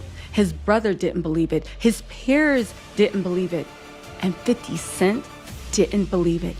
Everyone agreed on the same chilling point. That wasn't Chris. And on August 30th, 2012, Chris was found in his Bronx apartment with a bang-bang wound to his head. The medical examiner ruled it a suicide within hours. There was no note, no documented history of self-harm, and no trail of goodbye messages. Nothing but silence and a ruling. His mother asked for that deeper investigation. You guys know 50 Cent funded it. Private investigators combed through the case, but the official story never changed. Suicide. Case closed. And yet, the questions refused to die because the perfect storm explanation, financial stress, marital collapse, business pressure, only explains the surface. It doesn't explain why Chris had just negotiated new deals. It doesn't explain why people saw him making future plans. And it doesn't explain why he was still actively managing clients and managing them well. He was making billionaires in an industry where many said Diddy wanted to be the only one, the top dog, the king, where everybody must bend and kiss the rings. It doesn't explain why friends saw him the day before and said, yeah, he seemed tired, but not ready to take himself off this earth. And it definitely doesn't explain why his death felt eerily familiar to people who remembered what happened to Shakir Stewart. The same pattern, young, powerful, black, connected, under stress, yeah, but not broken, and now gone. And when Chris died, the industry stopped. 50 was. And this is what's mad, yeah, because you have to understand. There's patterns. And this is what the Sean Combs, The Reckoning documentary was showing. It was showing patterns of behavior that Sean Combs was doing. I think it also was purposely named Sean Combs The Reckoning on purpose because, yeah, he got the name Diddy, but that's just that's a nickname or artist name or whatever the case may be. But Sean Combs is the name, that's his birth name. So naturally, it makes sense to just go with that, to make people realize this is who he is. This is how he moves. This is how he reacts to certain things and certain people in certain situations. And then you saw that clip earlier with Janet Jackson, where she didn't want nothing to do with Sean Combs because she had an inkling. Do you know what I mean? Because of what she thought. And okay, later on, she did end up working with him, is what that is, yeah? But for that time, for a long time, she was not working with him whatsoever. She must have been the only one not to want to work with him. And that says a lot. But anyway, let's keep it moving. Let's go. Devastated. LL Cool J cried. Executives showed up looking like they'd been punched in the soul. But there was one face in the crowd that made people shift in their seats. One presence that many say carried a different kind of tension. Sean Diddy Combs. Not because he wasn't welcome. Not because he didn't know Chris. But because people talk. And the streets remember patterns before the paperwork does. Biggie, Kim Porter, Shakir Stewart, Chris Lighty, Diddy standing at every funeral, every time. The public didn't say it out loud. Not then. But the atmosphere at the service, the atmosphere at the service, many say it wasn't just grief. It was caution. It was fear. And it was a sense that something enormous had cracked. Again, the official story was self-deletion. The paperwork says self-deletion, and the medical examiner signed it as self-deletion. But the people who love Chris Lighty, the people who knew Chris Lighty, say something very different. They say, this doesn't add up. This doesn't feel right. This isn't the man we knew. And in hip-hop, when the death doesn't feel right, the speculation writes itself. Now, if Chris Lighty's death shook the industry, Shakir Stewart's death haunts it.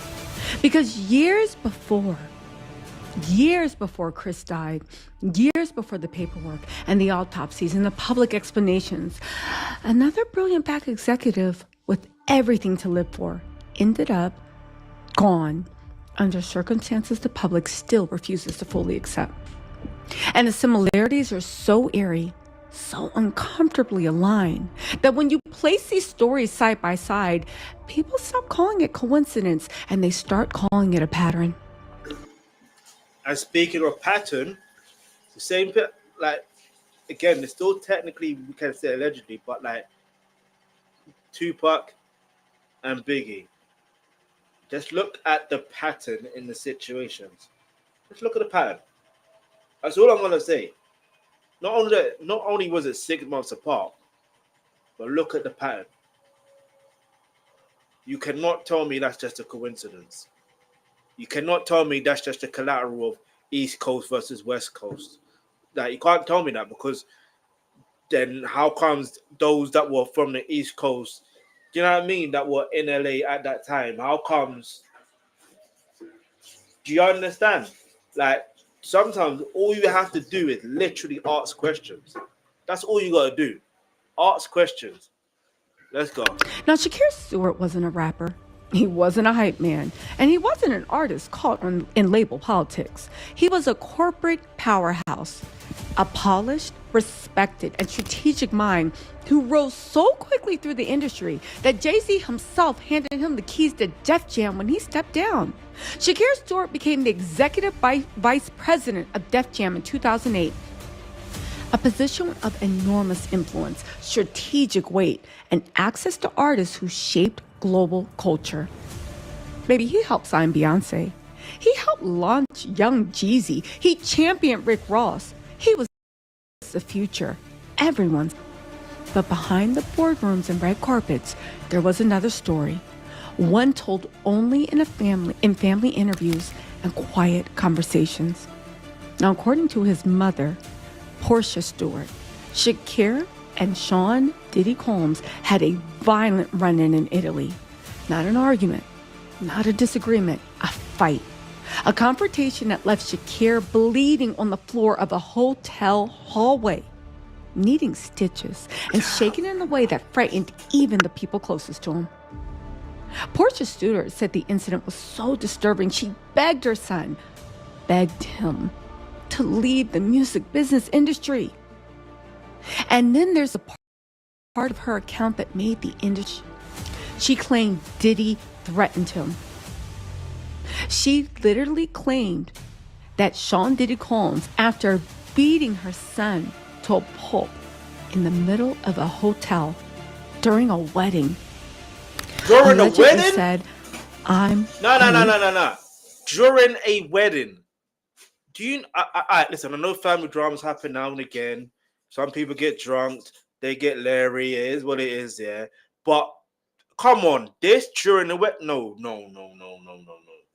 No. Maybe he tried to take. No, I don't want. Anyway, I don't know. Let's go. To kill you. This is her statement, her allegation. Wait, on the record, and it sits like Diddy threatened him. She literally claimed that Sean Diddy Combs, after beating her son to a pulp in the middle of a hotel during a wedding, allegedly said, "I'm going to kill you." This is her statement, her allegation, on the record, and it sits like a bruise on the timeline of hip-hop history. But Shakir didn't leave the industry. He stayed. He kept working. He kept rising. And then, just months into his new role, just months after the Italian wedding incident, just months after stepping into one of the most powerful positions in Black music, Shakir Stewart was found dead in the bathroom of his home in the Atlanta suburbs. Official ruling? Well, suicide. Family response? Absolute disbelief.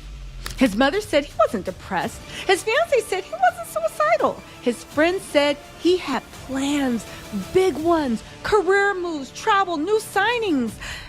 Just like Chris Lighty. Two men, different coast, different roles, different eras, but the same pattern. Young, powerful, ascending, connected to Diddy, and gone under circumstances their families never accepted. And that's the thing. When the family never accepts it, you have to deep that. If they've got money to do a deep dive investigation, they will. Do you understand? They will.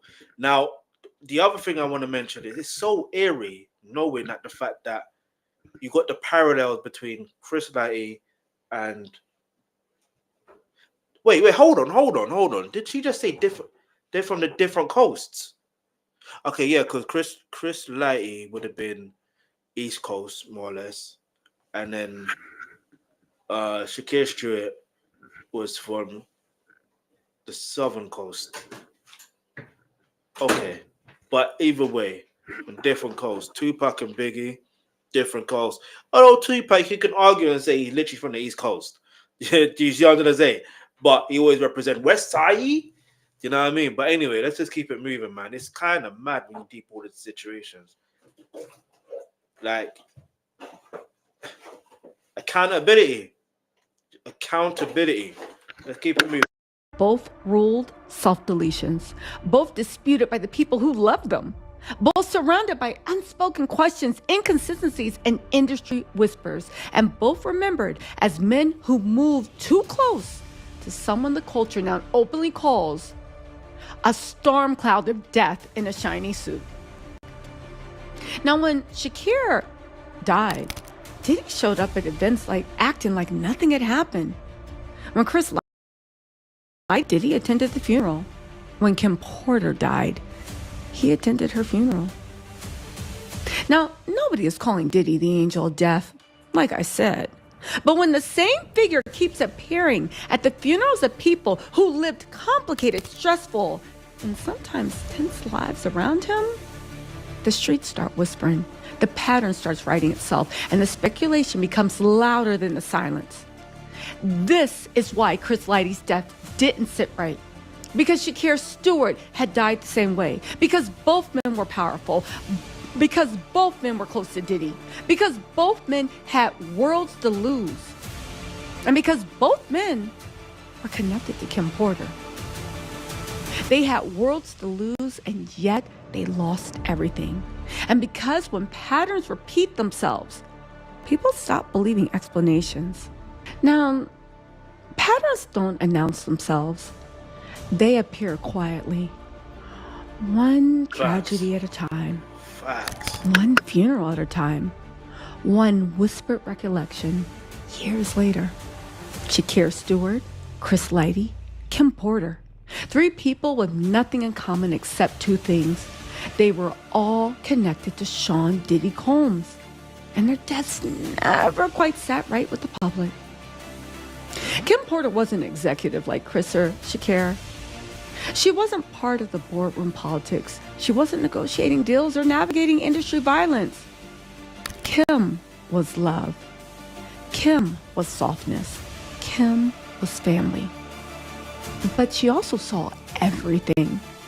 Everything behind the scenes. Everything the world now believes because of the documentaries, the lawsuits, the testimonies. And when she died suddenly in 2018, at just 47 years old, the world didn't just mourn. It reacted. Yep. It recoiled. Because I remember questioned. I literally like the official ruling, pneumonia, believe it. public sentiment, disbelief. Healthy, beautiful, vibrant women don't just collapse from pneumonia. Not without hospitalization, not without warning, and not without something else going terribly wrong. Fans didn't call it foul play. They called it strange. They called it suspicious. They called it too familiar. Because they remembered Chris. And they remembered Shakir. And the internet doesn't forget. Their names appearing on screen one by one. Look at the timeline. Look at the proximity. Look at the roles they each played. Chris Lighty, the executive who worked closely with 50 and Diddy, a man the streets say was too powerful to be allowed peace. Shakir Stewart, the rising corporate strategist who allegedly clashed violently with Diddy in Italy at L.A. Reid's wedding. Yeah, it's a small world after all. Oh, L.A. Reid's wedding. Whose mother, Shakir's mother, said Diddy threatened him. Kim Porter, Diddy's longtime partner, the woman who knew the most, the woman who protected his image, and the woman whose death still feels like an open wound. 3 people, 3 deaths, 3 families who never fully made peace with the explanations they were given. And standing at each funeral, quiet, composed, untouched, was the same man, Sean Combs. Now, let's be clear. Nobody has outright publicly said that Diddy caused any of these deaths. But here's what the streets are whispering. How does one man move through this much tragedy without ever being broken by it? How do so many people around him die? No, it's real. That's a real good question. How do you not be broken by it? The first tragedy in 91, wouldn't you feel like, even the way he had to be composed to be able to, do you know what I mean, to speak, but he still didn't look heartbroken or whatever the case may be. And listen, everyone can react different to different situations. So I'm not going to, do you know what I mean? I'm not going to sit and act like I'm perfect. But then you have to, then there's the situation with, obviously, Biggie's situation. Yeah. Then you have the situation, you know what I mean? Man is literally dancing. How do you compose yourself? All right, cool, whatever. Like, even Chris Brown, yeah. Listen. Even Chris Brown, yeah. Chris Brown, like, even he, when he did his tribute to Michael Jackson in that performance, he broke down crying. He literally broke down crying. Now, maybe I need to watch the full performance in regards to Diddy's situation after Biggie situation. Maybe I need to watch it so I can see properly. But at the same time, from what I recollect, I don't think he was crying.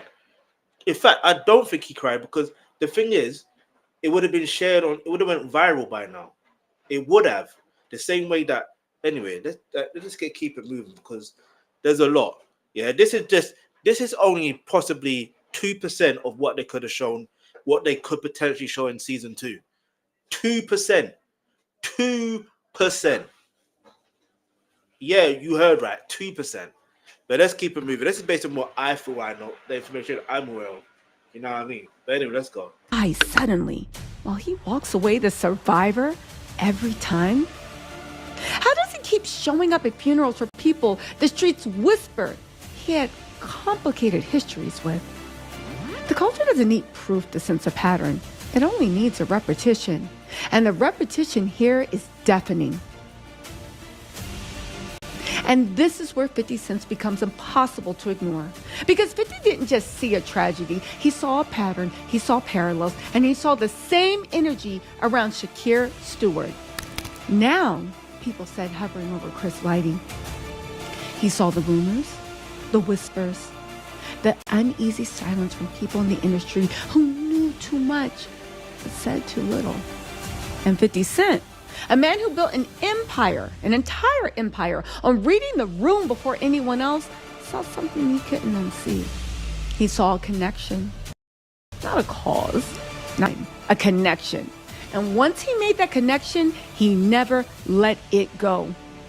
Now, the official reports give you closure, but patterns give you questions. And in hip-hop, the questions always tell you more than the answers. For years, Facts. I mean, let's be serious. People treated 50 Cent's obsession with Diddy like a joke. Oh, that's just 50 being petty. Oh, that's just 50 trolling. Oh, that's just 50 doing his Instagram comedian routine. But anyone who actually knows how 50 moves, what motivates him, what wounds him, what changes him, has always known this isn't comedy. This is vengeance. This is loyalty. This is unfinished business disguised as memes. Because when Chris Lighty died, something in 50 broke that never healed. Chris Lighty wasn't just 50 Cent's manager. He was the one man 50 trusted in an industry full of snakes. He was the man who got 50 paid, really paid. He was the man who taught 50 business, leverage, negotiation, the tools that made 50 the mogul he is today. And when someone changes your life, you don't just move on when they die. You investigate, you mourn, you analyze, you ask questions the industry doesn't want asked. And 50 did all of that. He hired investigators. He challenged the narrative. He refused to accept the official story because the Chris Lighty he knew was not a man who folded. He was a man who fought. And that's when the whispers started aligning. The Shakir Stewart parallels, the Kim Porter shock, the sudden death, the proximity, the unease. And 50 Cent, a man who built his entire career on reading danger before it arrives, saw something the public wasn't ready to see. He saw a pattern with one name appearing too often. Diddy. Not as a culprit, not as a villain with a weapon, but as a force, a gravitational pull, a chaotic energy that seemed to swallow the people around him. 50 Cent's feud with Diddy didn't survive because the Vodka Wars, the music beef, the personality clashes. It survived because 50 Cent began to believe, many say, deeply, privately, obsessively, that Diddy's empire was built on exploiting the people around him, breaking them, discarding them, and burying the damage under money and PR. And Chris Lighty, he was the exception. He wasn't supposed to fall. Not him. Not the one man 50 thought was untouchable. That's the wound 50 never let close. So when the world finally caught up, when the lawsuits dropped, when the testimonies surfaced, when the documentaries aired, when federal agents kicked down those doors, 50 didn't gloat. He didn't look surprised. He didn't even look shocked. He looked ready. Like a man who'd been waiting 10 years for the rest of the world to finally see what he maybe saw. Makes sense. It makes sense. Died. Again, people think 50's memes are jokes, but the truth is more sinister. 50 Cent has been chronicling Diddy's downfall like a historian and fueling it like an architect. Every documentary, every interview, every quote, every joke, it's all part of the same mission. Some say that mission is to make sure nobody forgets Chris Lighty, to make sure nobody moves on, to make sure Diddy's world burns down in full public view with no silence left to hide behind. 50 isn't obsessed with Diddy. He's shadowing him, tracking him, waiting for accountability in a world where many of his friends got none. This isn't. And so this is what I appreciate about what's going on in this situation. Yeah, it's like you could argue, and Tisa Tells could be right, that 50 Cent is. Do you know what I mean? It's vengeance. It's vengeance. And you could argue that, yeah, he's smiling so hard because it's like, I saw this coming. Like, and he had that smile here, that grin, like, there's more coming. This is what leads me to thinking there's gonna be a season 2 or at least another part with the documentary or something. Something's coming. I just don't know I don't know how to explain it. I genuinely don't know how to explain it. I really don't.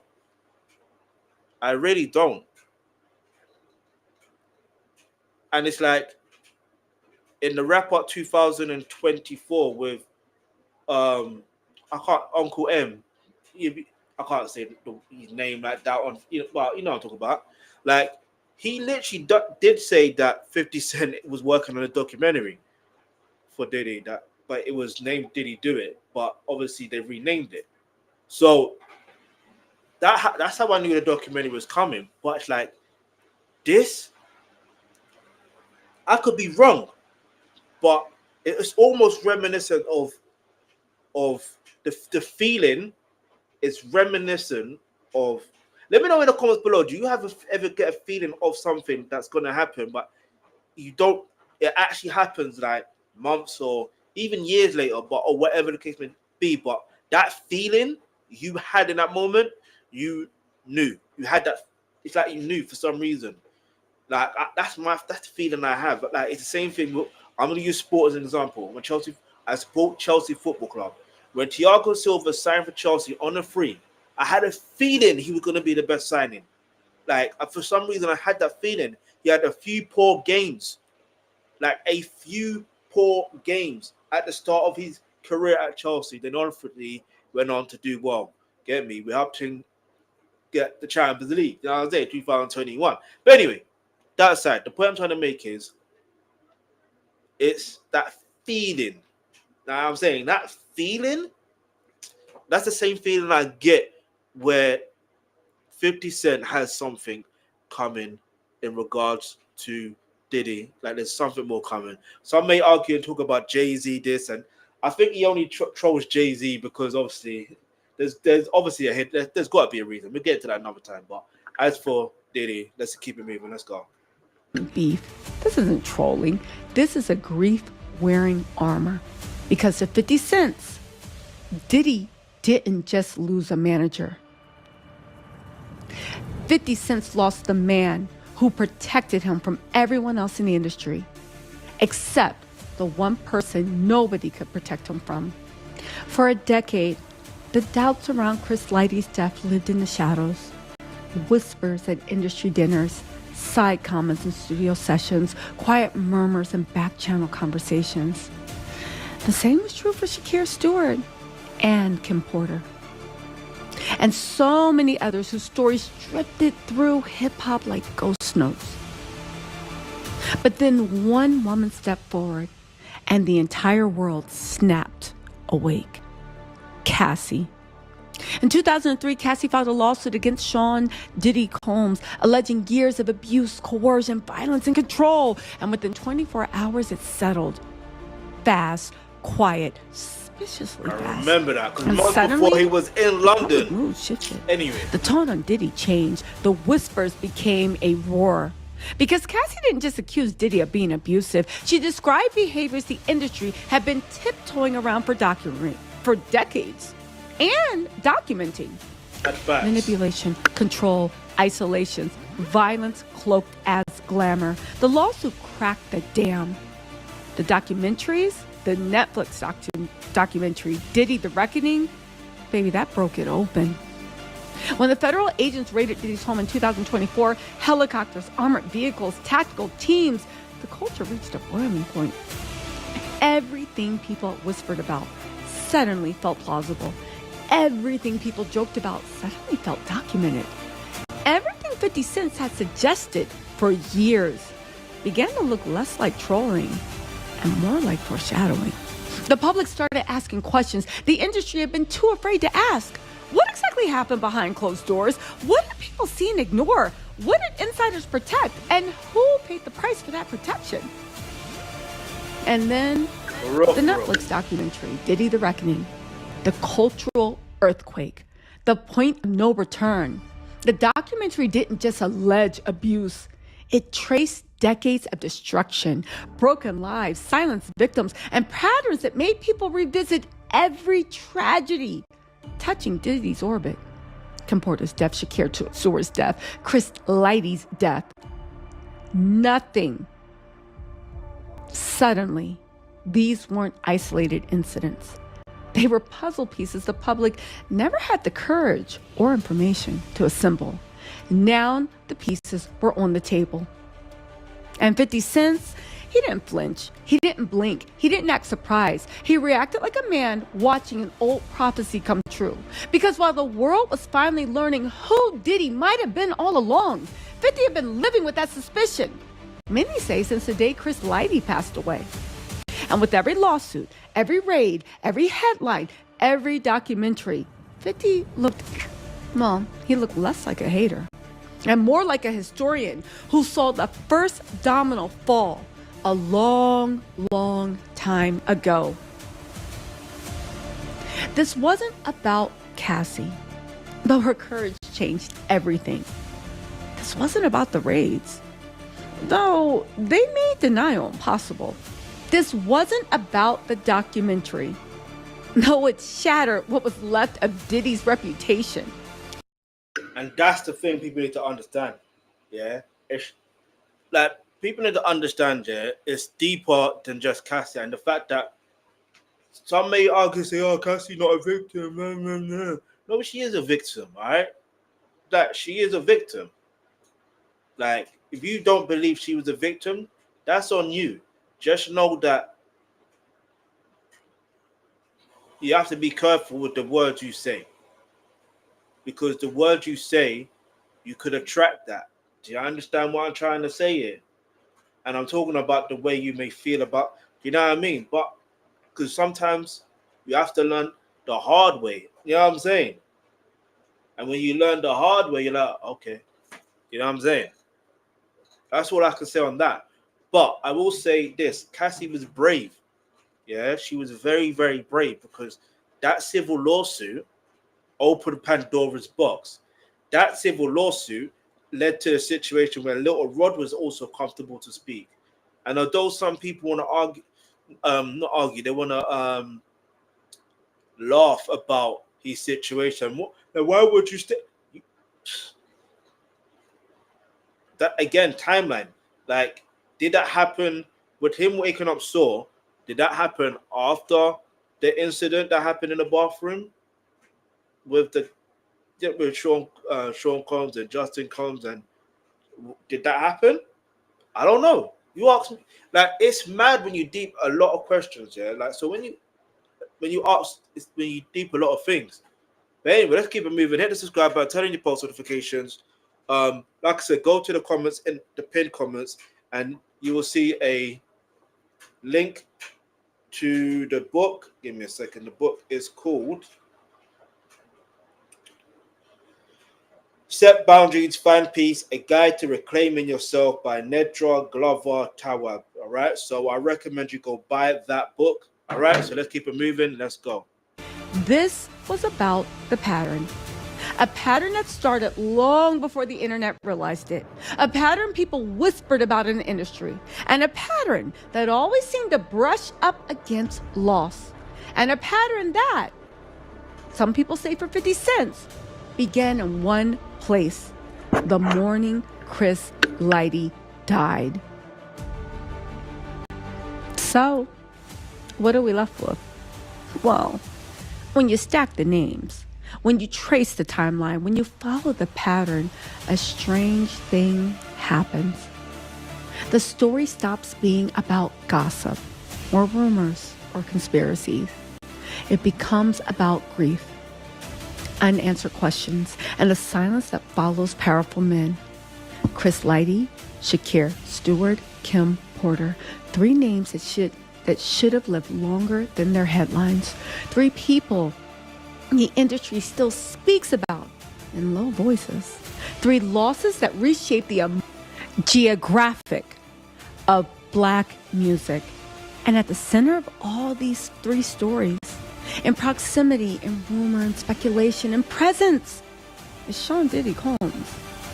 Not as a villain, not as a culprit, but as a constant, a gravitational force.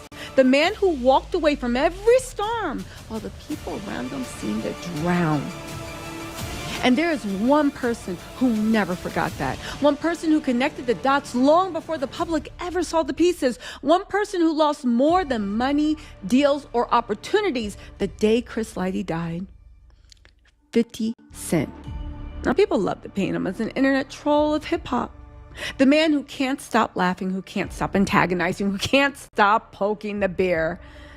But if you look closer, if you look at the timeline, if you look at his patterns, the way people look at Diddy's, well, the jokes start to look like armor. The memes start to look like surveillance. And the shade starts to look like strategy. 50 Cent wasn't trolling Diddy, tracking him, waiting, watching, documenting, preparing for the moment when the world would see what many say he believed, what some say he saw the day he lost Chris. And now that moment has arrived. The lawsuits, the testimonies, the raids, the documentary, the unraveling of a dynasty people once believed was bulletproof. As each piece fell, 50 didn't celebrate. He confirmed. This wasn't shock. This wasn't amazement. This was recognition. The kind of recognition you only have when you've been predicting a storm for 10 years and the clouds finally match your memory. And the story isn't about whether Chris Lighty was murdered. It isn't about whether Shakir Keir Stewart was silenced. It isn't about whether Kim Porter's death was suspicious. Those questions belong to families, investigators, and it belongs to history. This is about what loss does to loyalty, what unanswered questions do to a man like 50 Cent, and what a decade of suspicion hardens into. And the truth is simple. 50 Cent didn't just lose a manager.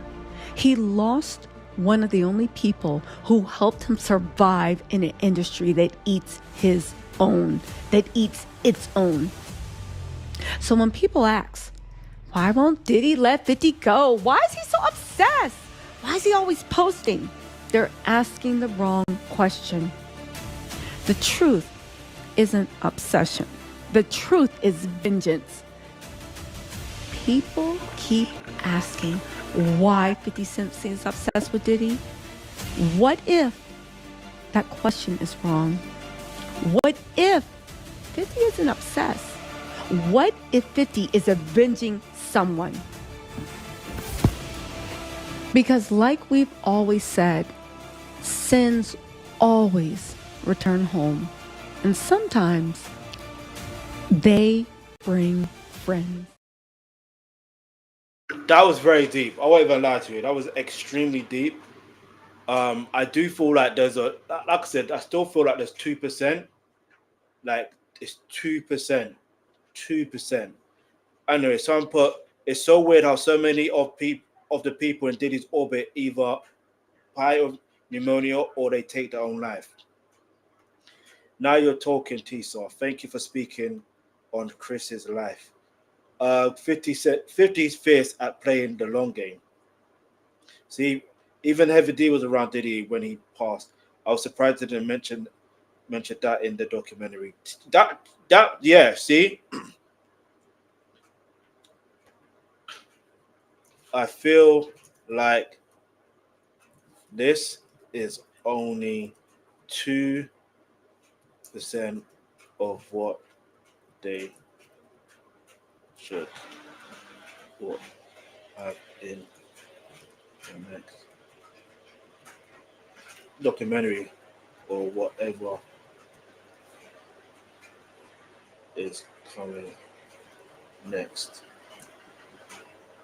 because there are so many names and it can't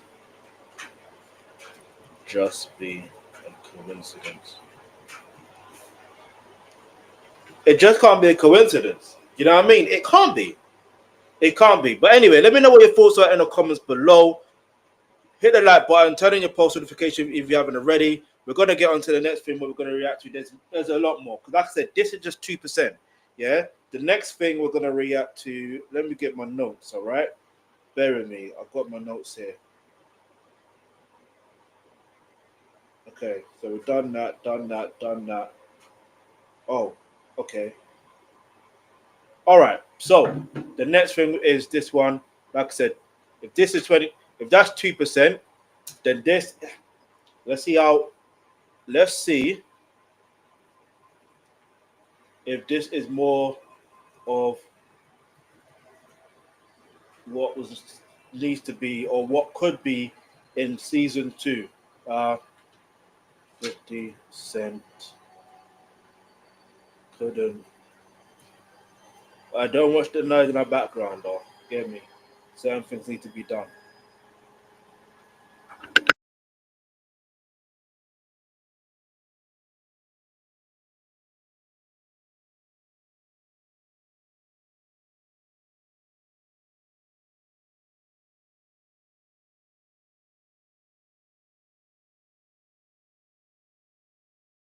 All right, we're going to take a quick pause. Just hit the subscribe button, turn on post notification, leave a comment in the comments below. Get me? While I take a short break, you can leave your comments, leave your thoughts. You've got ample time to do that now.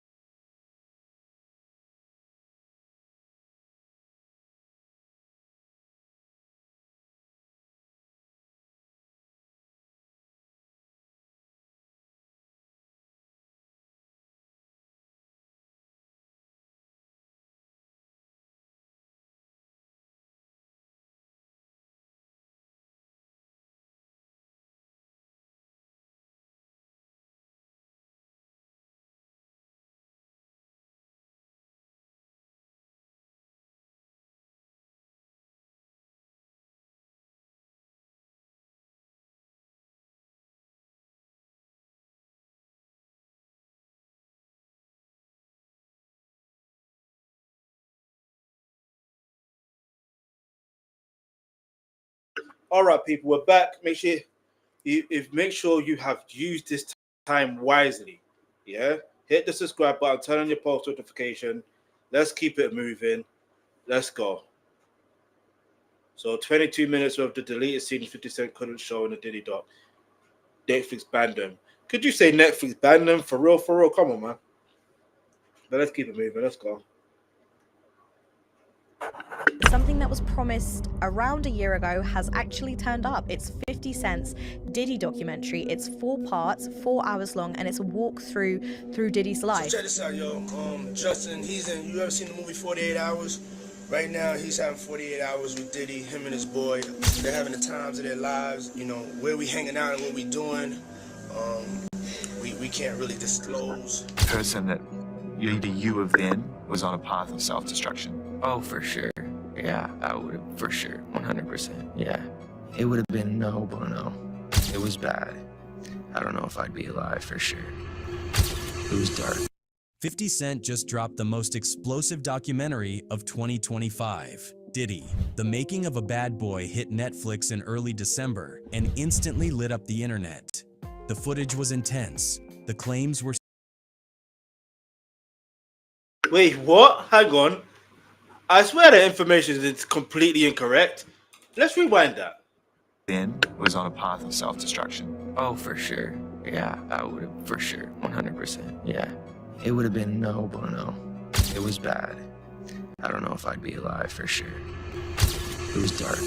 50 Cent just dropped the most explosive documentary of 2025. Diddy, The Making of a Bad Boy, hit Netflix in early December. There you go.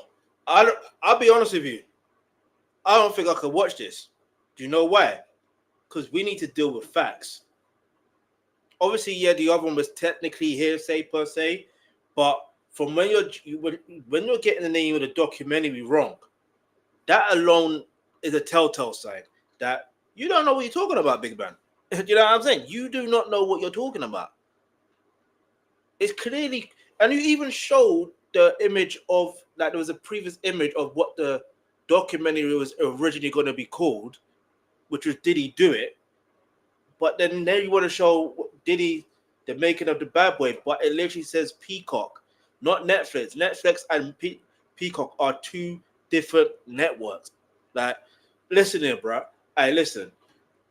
Hey, I'm sure someone else put in the comments. Let's see what it says here. Anybody else want to 50 Cent to make a Reckoning Part 2? Yep, he will. Now I understand why Mace became a born-again pastor. 48 Hours with Diddy sound like a title of a horror movie. It actually does, to be honest with you. See, look, I knew someone was going to mention it. The Making of a Bad Boy documentary isn't 50 Cent's documentary. That's a completely different one. 50's is called The Reckoning.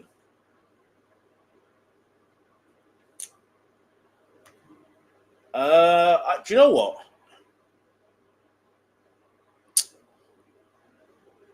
Let's react to it. Hang on, wait. Yeah, all right, let's so documentary is called Sean Combs' The Reckoning. Yeah, and it was on Netflix, not Peacock. Also, yeah, I'll just put that.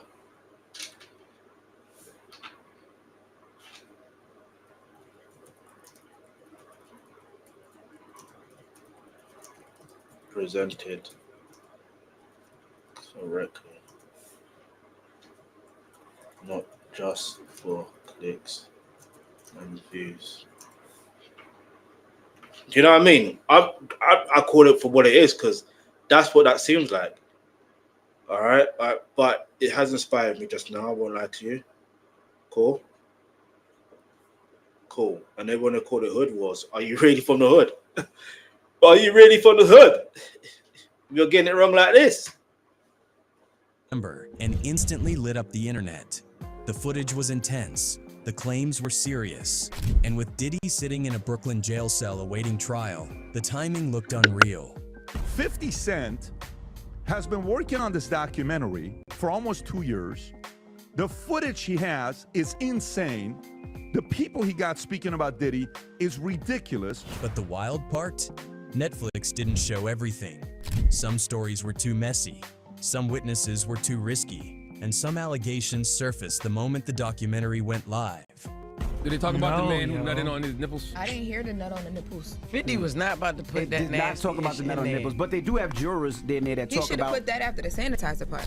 So today, we're covering the scenes that never made it, because they raised questions Netflix wouldn't touch. Let's set the stage. March 9th, 1997, Los Angeles. Biggie had already made it from hustler in Brooklyn to rap royalty. But the city he stepped into was tense, still recovering from Tupac's murder just 6 months earlier. Rumors flew, threats lurked in the shadows, and everyone in hip-hop knew LA wasn't safe. Biggie was in town promoting Life After Death, his second album. He had interviews, parties, appearances. His life was moving fast. And on that night, despite everything, he showed up at a Vibe magazine party at the Peterson Automotive Museum. Some said it was pride, some said it was business. Either way, he still showed up. Then it happened. On the way back to his hotel, his SUV was ambushed at the corner of Wilshire and South Fairfax. 4 bullets, 1 fatal. Biggie was gone before the city even had a chance to process it. Another legend taken, another chapter of the East Coast-West Coast feud written in blood. Early this morning in Los Angeles, the 24-year-old rapper whose real name is Christopher. Okay, how is your channel called the Hood War Chronicles if you are saying that there is an East Coast West Coast beef or war when there wasn't really an East Coast or West that anyway. Wallace lived in Raleigh in the 1980s. FBI agents are looking for a man they say could. Both communities are mourning the death of the rapper known as Notorious B.I.G. But here's another thing Netflix didn't show. The side story that night involving Mace. While Biggie's death made headlines, Mace was holed up in a hotel, surrounded by about 70 Bloods. I actually was trapped in a hotel. It was about probably like 70 or so Bloods in the hallway. I couldn't even leave my room. No exaggeration, he was trapped. Some people whispered that he might have been a secondary target. Why? Because Mace supposedly had receipts, information about the inner workings of Bad Boy, secrets nobody wanted to see the light of day. He couldn't just step out. He couldn't call for help. Nobody from the crew came looking for him. It was every man for himself. Eventually, a former Bad Boy security guard, Gene Deal, had to navigate through all the chaos to get him out. Early that morning, when Puff had got on a plane and left Mace, we went and got him and let him meet some dudes from Black Hands. We went and got Mace. Mace came down, went to his car, and he got. But that night changed Mace forever. Loyalty, he realized, could disappear in a heartbeat. The people he trusted were gone, and he never forgot it.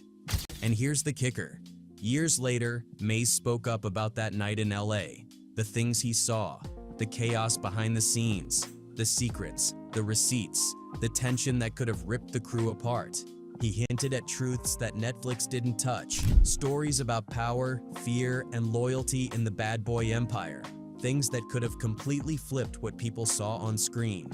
Now, and if you think that's intense, it's only part of the picture, because the very next story, the one Netflix didn't touch, hit just one day after the documentary went live, and it shook the hip-hop world in a way no one expected.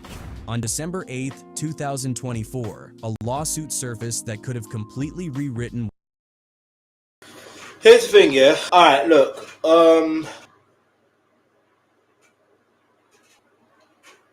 Could they have talked about that? I mean, the whole thing was about Diddy and his patterns and behavior. So naturally, they did show how he only cares about himself. That's essentially what the documentary showed. Yeah, and he and he's a very devious individual. That's what they really showed. Was Mace necessary in the storyline, or was he not really? Could he have been shown in the documentary? Yeah. But could he be shown in season 2? Who knows? I don't know.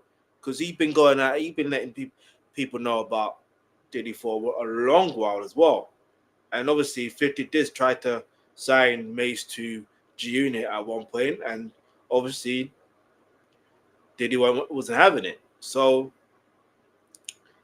yeah, it's just one of them ones where you're like, yeah, it's a bit techie still. But listen, speaking of it being a bit techie, I'm gonna suggest that you hit the link in the description box below, right?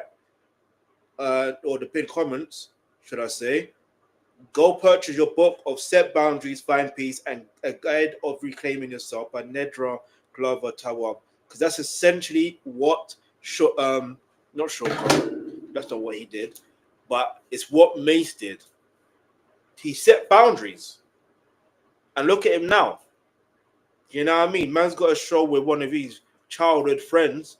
Do you know what I mean? Where even they had a fallout at one point, but like, you know, they reconciled, and when they're together, it's like, you know what I mean? Pause. Again, that's their thing, and it's like pause. Like they just giggle. You know that one friend you have in school, that when you're in school, that one friend you have where you can giggle about anything. That's the friendship that they have, and it's so hilarious to watch, man. But anyway, let's keep it moving. Because now they're mentioning about Jay-Z. All right, what are you saying about Jay-Z? That could have shook up the hip-hop world. Yeah, let's go. What 50 Cent had just released on Netflix. A woman, identified only as Jane Doe, amended her existing case against Diddy and added another name, Sean Jay-Z Carter. The allegations that both Diddy and Jay-Z assaulted her when she was just 13 years old, allegedly at an MTV Video Music Awards after party back in 2000. A woman who accused the two hip-hop artists of sexual assault when she was 13. Stop and think about that for a second. This wasn't just some minor claim. These are two of the biggest names in hip-hop, accused of a crime that shocked the imagination. And the timing? Unreal. The original doc came out one day before this lawsuit hit the headlines. If this had happened just a week or two earlier, it likely would have reshaped the entire narrative of the documentary. Jay-Z responded immediately, calling the allegations idiotic and accusing the lawyer, Tony Busby, of trying to shake down celebrities. Diddy and Jay-Z denying any wrongdoing, Jay-Z calling the allegations frivolous, fictitious, and appalling. He made it clear he thought the claims were nothing more than theatrics. Meanwhile, Diddy, in classic fashion, has often referred to Jay-Z as his brother, a sign of deep respect and loyalty in the industry. That bond makes them maybe birds of a feather, two of the most powerful forces in hip-hop, tied together by empire, influence, and decades of shared history. What's that? That's Mauve King? It's feeling marvelous. You gotta get the shoes though. Y'all know what it is. But the point here isn't who's guilty or not. It's that this story, too, was too big, too explosive, and it didn't make it into the final cut. Netflix. Do you know why it didn't make it into the final cut? Because the case was frivolous. That's why. The case got dismissed. That's why. Jane Doe, oh my days. I said I wasn't going to watch this, yeah, but then I started to continue to watch it regardless. But come on, man. Come on. How you calling your channel the Hood War Chronicles and you are not up on game on, like, if you're gonna talk, like, listen, I'm not just saying it because I'm like a fan of hip hop culture per se and all that stuff there, but I'm literally saying this because we got to deal with the facts. Okay, Justin Bieber, it's a known fact. What the person did not say, yeah, in regards to Justin Bieber, is it was Usher that, I don't want to use the word lured, but he was under the tutelage of Justin Bieber was under the tutelage of Usher. Usher at one point was under the tutelage of Sean Combs at a younger age. Yeah. What they did not also show in a documentary, which they could add in season 2 if there's going to be a season 2, is how Sean Combs had Diddy. Sorry, that is Diddy. Sean Combs had Usher at his house at a very young age. Yeah. Usher has actually talked about it. Usher Raymond has talked about it. And when asked, would you let any of your sons at that age be in a similar situation? He said no. So what are we saying here? Do you understand? And that 48 hours was because of Usher when you deep it. That's why anyway, this is why I like reacting to stuff, because I can correct stuff. Yeah. Tony Busby, do you know what I mean? He is a clout chaser. Do you know what I mean? He genuinely is a clout chaser. You saw, do you know what I mean? And I get it. I understand it. Like but come on now. They had to remove that case. And I can't remember the full context of what happened with that case, but clearly Jay-Z was found completely innocent. The case got dismissed because Jane Doe, I think she admitted to lying or something like that. And someone wants to say, oh, he paid her off. No. Look, no one got paid off. Nobody. Literally nobody. Because Jay-Z literally said it for what it was. You are trying, like, it's not said verbatim. It's like you are trying to make money out of people. Because that's what he did. It's a shakedown. He's done it to so many other people. It's a shakedown. But it's like he has a daughter of the same age of what they were, of that type of accusation. So of course he's gonna be livid about that. Like oh man. We're going to continue anyway. Let's go. It seems played it safe. And here's where it gets interesting. Busby, the lawyer behind the case, has a history of filing high-profile lawsuits against Diddy. He's no stranger to controversy. So when Jay-Z's name appeared, it wasn't just a coincidence. Wait. He doesn't have a high profile of filing lawsuits against Diddy. His name propped up because of the opportunity, because Diddy's name is there. Tony Busby is, for a lack of a better term of what Jay-Z called him, was a 1-800 lawyer. He's an ambulance chaser lawyer. He's that type of lawyer. He's not a criminal case lawyer. He's not a civil lawsuit type of lawyer in terms of these type of allegations and accusation type of lawyer. You can look it up for yourself. Just saying.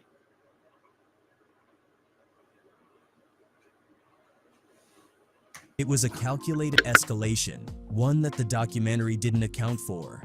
In other words, the day after Netflix went live, the narrative changed overnight, and anyone watching the documentary didn't see it coming. This is the kind of story that makes you step back and wonder, how much of the real drama, the messy, dangerous, behind-the-scenes truth, actually makes it onto the screen? And just like that, the Netflix version of Diddy's empire was missing one of its most explosive chapters.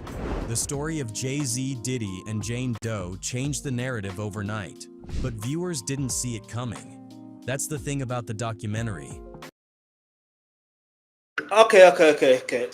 When it comes to documentaries, yeah, at least ones that are credible, especially when they're talking about a human being, especially when that person is alive, especially. Yeah. Do you know what I mean? Because if you were to tell lies about someone in a documentary, a lawsuit's going to happen. Yeah. Don't think Jay-Z wouldn't be like, you got my name in this lawsuit, you got my name in this documentary in a perception like this. We're going to court, bruv. What are we talking here? We're going to court. What are we saying? He's got lawyers on retainer. Same way 50 Cent's got lawyers on retainer, so does Jay-Z. And they answer certain situations with a quickness. Yeah, with a quickness. Yeah, when I say with a quickness, sometimes certain cases can take a while or whatever the case may be. But other than that, all I'm saying is you don't put, there's a reason why they have a research team. There's a reason why certain things are not put in documentaries. Rumors are not necessarily put in documentaries. Okay, you may have heard a rumor, but if it's backed by evidence, like if you notice, one thing I've noticed within that documentary, The Reckoning, Sean Combs' The Reckoning, in episode 1, 2, 3, and 4, they showed as much evidence as they could to back up their claims. As much evidence. You got AuberyODay reading out the text, the emails, then also reading out an affidavit that someone read, that someone said of what allegedly happened to AuberyODay, which she doesn't want to believe. Then you've got Little Rod situation where he's in a situation where he says, "Oh, well, do you know what I mean? The situation happened with Justin and Sean Combs in that bathroom with that guy, and there's a literal video footage of him filming the bathroom. You can see the blood on the floor. So when you deep that there's literal facts of what people are saying, well, evidence. That's the whole point. They're not going to do Alexandra Stapleton and 50 Cent and Netflix. They're not going to get involved in a project like this and risk taking an L. They're not. They're not, because this is a massive deal. So for them not to include, this Jay-Z situation, the Jay-Z situation is evidence that that could have been mentioned, but it's not necessary because the case was dismissed or something like that. I can't remember the full story, but do you know what I mean? If you don't like Jay-Z, just say it. 50 Cent can have his disdain towards Jay-Z now and again and could be trolling him now and again for whatever purpose. I don't know. It is what it is. It's 50 Cent. You never know what his agenda is, right? But again, even he has his own, I won't say skeletons in his closet, but even he's not perfect, 50 Cent. So let's stop all this. All right? Let's keep it moving.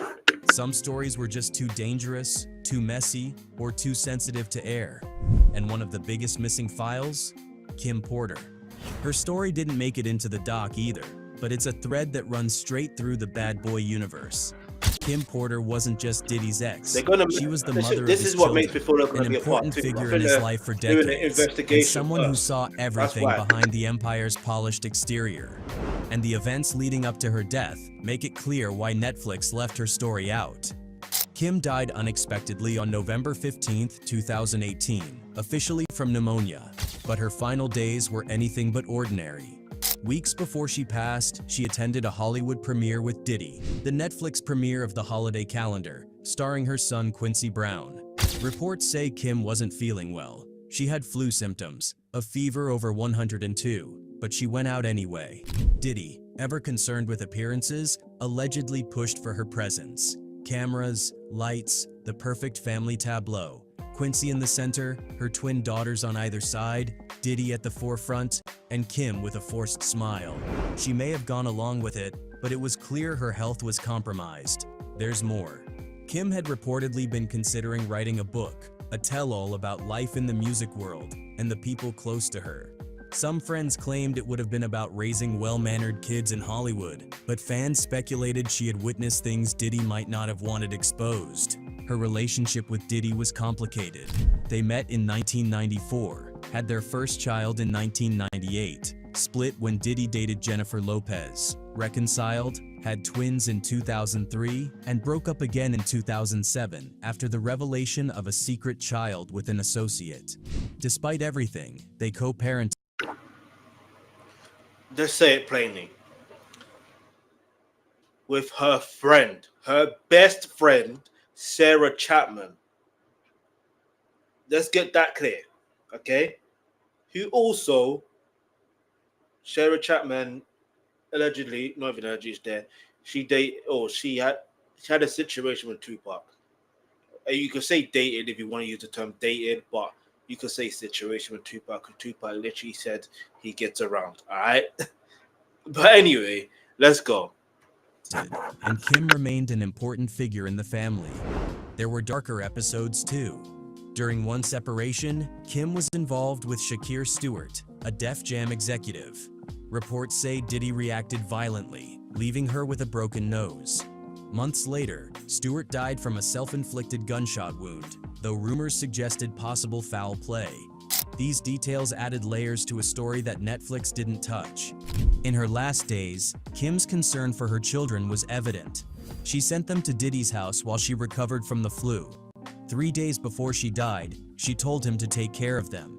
And while Kim Porter's story was quietly left out, another major piece of the puzzle is Gene Deal, Diddy's former bodyguard, and a man who knows the inside of the empire better than almost anyone alive. If you've ever dug into Diddy's history online, you've probably seen Gene Deal's interviews. He's been telling his story for years, exposing what he calls the dark side of Diddy, the side that never makes headlines and certainly didn't make. Alright, so it's clear my reaction to why Gene Deal never made the documentary is available to watch, so you can watch that. It is available to watch in that, so yeah. But let's hear what they got to say. But yeah, they're completely right about the Shakir Stewart situation. That wasn't mentioned. The Kim Porter situation wasn't talked about enough in detail, which leads me to believe there's going to be a season 2. Do you see what I'm trying to say? But I feel like it'll be a lot more in depth in certain situations, and I feel like it's hard to explain, and I could be wrong. But sometimes, if I'm right, I'm right. Let's go. Make it into 50 Cent's Netflix documentary. Gene worked with Diddy during the height of Bad Boy Records in the 90s, when Biggie was alive, and when Puff Daddy was running the industry. He was there for it all. The late night parties, the studio sessions, the business deals, the drama. He witnessed the loyal. Wait, time out. He wasn't there for the late night parties. Let's not do that. You know what I mean? Let's not do that. It's better to say he was there for certain situations that he can talk of. Loyalty, the betrayal, and the secrets that came with the power of Bad Boy. And he hasn't been shy about sharing it. His interviews have millions of views. He's appeared on podcasts like Anything Goes with James English and has collaborated with other insiders to talk about tunnels, rituals. This is how I know you're not from the hood, alright? How can you call yourself Hood War Chronicles and you don't even first mention the art of dialogue when it comes to Gene Deal? Nah, you're bugging. You are I need to leave a comment out right now. You are bugging. You are bugging.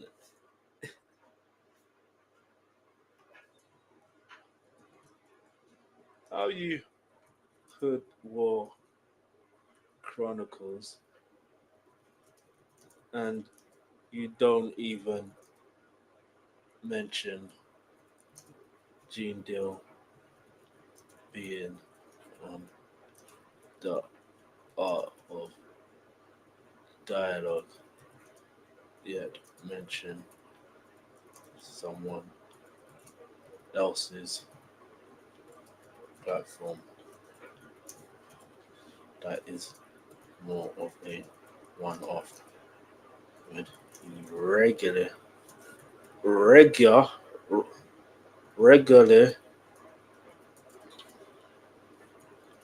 goes on the art of dialogue.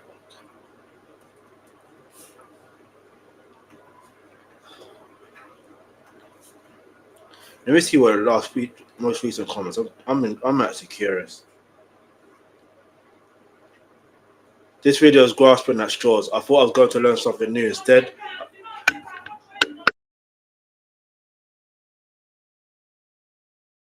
nothing to say anything happened with Justin. Of course, Usher doesn't want the kids going to parties he went to. A lot of parents don't want their kids to do the things we do. Oh, so they do go to Usher. Fair enough.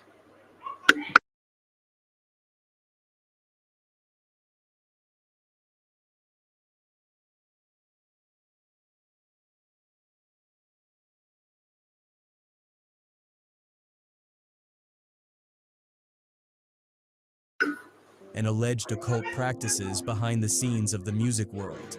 But watch 50 Cent's Netflix documentary, and you'll notice something striking. Gene Deal is nowhere to be found. Not one clip, not one mention, nothing. Why? Because his stories are intense, not the kind of thing Netflix wants to fact-check or dispute. Gene Deal isn't talking about gossip. He's talking about alleged occult rituals and moments that defy. Stop the cap. Stop the cap. Stop the cap. I'm so glad I reacted to Gene Deal's reaction in regards to why he didn't appear. And you can go watch that. I'm glad I watched that before this, because I can say this is cap. This is cap. This is cap. This is cap. And let me look at the time level when this was uploaded. 2 days ago. There you go. The fact that the Art of Dialogue has been uploading individual clips here and there. He only uploaded the full interview, I believe, yesterday or the day before. So you're telling me you couldn't watch those to get an insight on why it didn't appear before making such things? This is why you should, like, as much as I am reacting to this, this is a reminder that not everything you see on the internet is facts. Not everything that's on the internet is real. It is what it is. You know what I mean? And look, at the end of the day, this is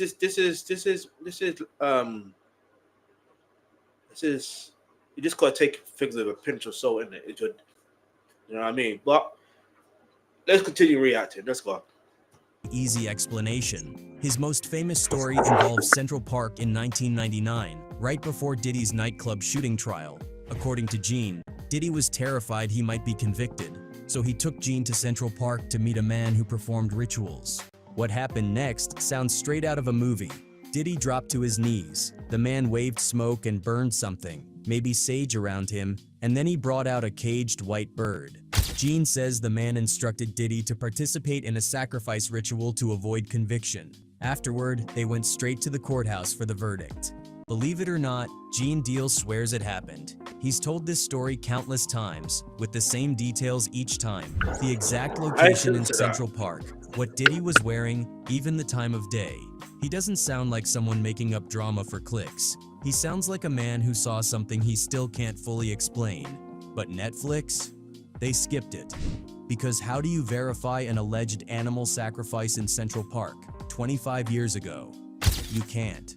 And that's the problem. Gene Deal's stories are too controversial, too unverifiable, and too dark for mainstream audiences. Yet millions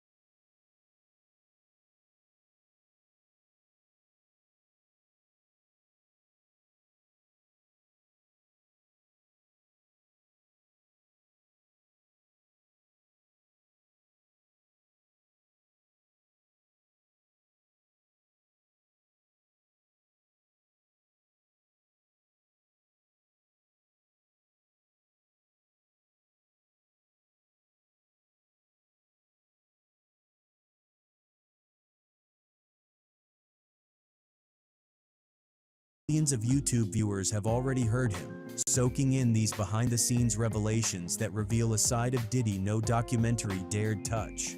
The fact is, Gene Deal wasn't just some random guy. He worked for Diddy for years, he's credible, and he witnessed the highs and lows of an empire that still dominates hip-hop culture. But in the eyes of Netflix, some stories are too explosive, too strange, too risky to air. And that's why the world never saw this chapter in 50 Cent's documentary, even though it's been played out millions of times online. It's the ultimate deleted scene. the behind-the-scenes truth that only exists in whispers, interviews, and the memories of someone who was actually there. While Kim Porter's story was quietly left out and Gene Deal's wild Central Park ritual never made it into the documentary, there's another file that Netflix refused to touch: Justin Bieber. Yes, the pop star. And if you think 50 Cent's doc was already explosive, this one takes things to a completely different level. Back in November 2009, Bieber was just 15 years old. He was still a kid from Canada who had just been discovered on YouTube, singing in his bedroom and dreaming big. And then Diddy posted a video on his official YouTube channel titled Justin Bieber 48 Hours with Diddy. At first glance, it looks like a fun celebrity hangout. Diddy says he has custody of Bieber for the next 48 hours, calling it a 15-year-old's dream, and promising that they're about to have the time of their lives. But then he drops a line that makes your skin crawl. Where we're hanging out and what we're doing, we can't really disclose. Yo, Justin, you ever seen the movie 48 Hours? Right now, he's having 48 hours with Diddy, him and his boy. They're having the times of their lives, like where we hanging out and what we doing. We can't really disclose. Think about that for a second. You're 15 years old with one of the most powerful men in music, and he openly tells the world that what you're doing together can't be talked about. That's not normal. That's not mentorship. That's, well, it's suspicious. And it's all online for anyone to see. That's not even just suspicious, that's grooming. Allegedly. And listen, you're right, it wasn't shown in the documentary. And one could argue, again, is Alexander Stapleton and 50 Cent working on something or have something ready? Because it's all about chess. You know what I mean? In the video, Let's go. Bieber is smiling, but knowing what we know now, it hits differently. Diddy talks about him like he's a prize, like this kid is a trophy to be shown off. And again, this is 2009. Bieber was new to the industry, vulnerable, and suddenly in the orbit of one of hip-hop's most influential figures. Fast forward to 2024. Diddy's arrest puts all eyes back on old footage. What he's missing out on is saying that a year later, was it a year later or a few years later, in another footage, Diddy is seen, it's the one where they're wearing that same type of jacket, where Diddy's like, you don't even have a number no more or whatever. And then Justin Bieber looks shook up. Like he looks scared. He looks scared. I don't know how to explain it.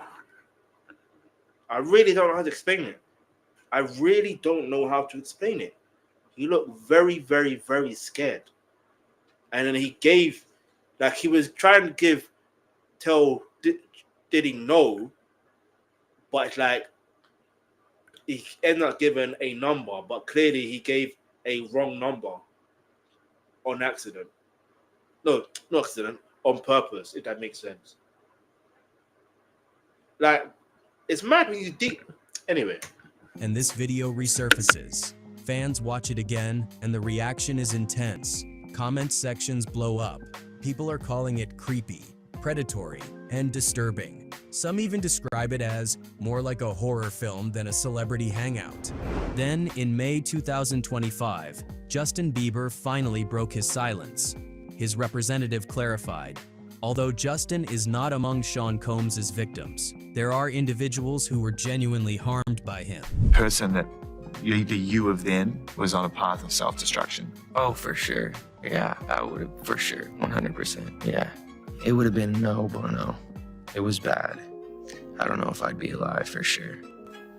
It was dark. Very grateful to have influences in my life that have played a huge part in me seeing their relationship with Jesus and their relationship with their wives and their relationship with their kids and saying that's what I want. So here's the thing.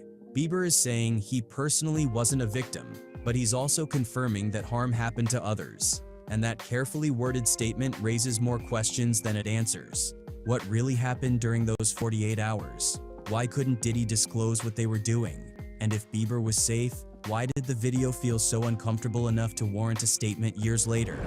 Netflix didn't touch this either. Maybe because Bieber denied being a victim.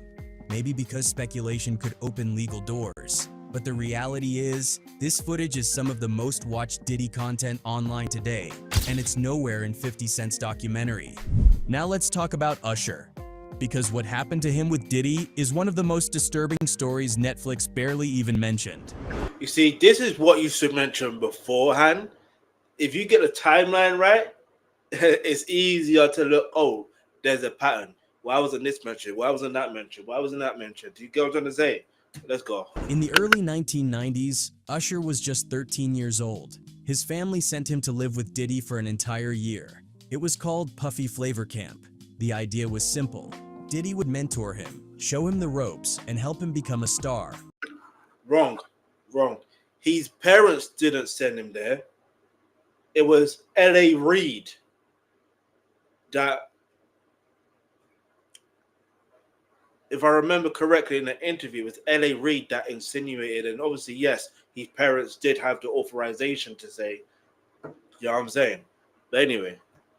But the reality was anything but simple. TVD's car, I moved you know. to There you go. New York City, and I lived with Sean Puffy Combs for a year. Think about it. A 13-year-old living full-time with a grown man who was throwing wild parties, running a label, and living a lifestyle most adults couldn't handle. And it wasn't just mentorship. Usher has called the year wild and crazy, saying he was exposed to things no 13-year-old should ever see. These are places that a 13-year-old probably should not be. By the time he was 15, Usher was surrounded by parties, women, drugs, and sexual situations. Daily. Not once or twice, every day for a year. And it wasn't some fun learning experience. It was an adult world that could have derailed him at any moment. There to see the lifestyle, Right. And I saw it. It was pretty wild. There were very curious things taking place, and I didn't necessarily understand. When Howard Stern asked him if he would ever send his own children to Puffy Flavor Camp, Usher didn't hesitate. Hell no, he said. Crazy. You're a dad now. Would you ever send your kid to Puffy Camp? Hell no. That answer says everything. He survived it, built a career, won Grammys, and became one of the biggest And this is the R&B thing. artists He of all said time. that before his introduction to Justin Bieber. So why did you send Justin Bieber to Diddy? And then now, although Justin Bieber doesn't want to say he's a victim, he clearly is living through trauma.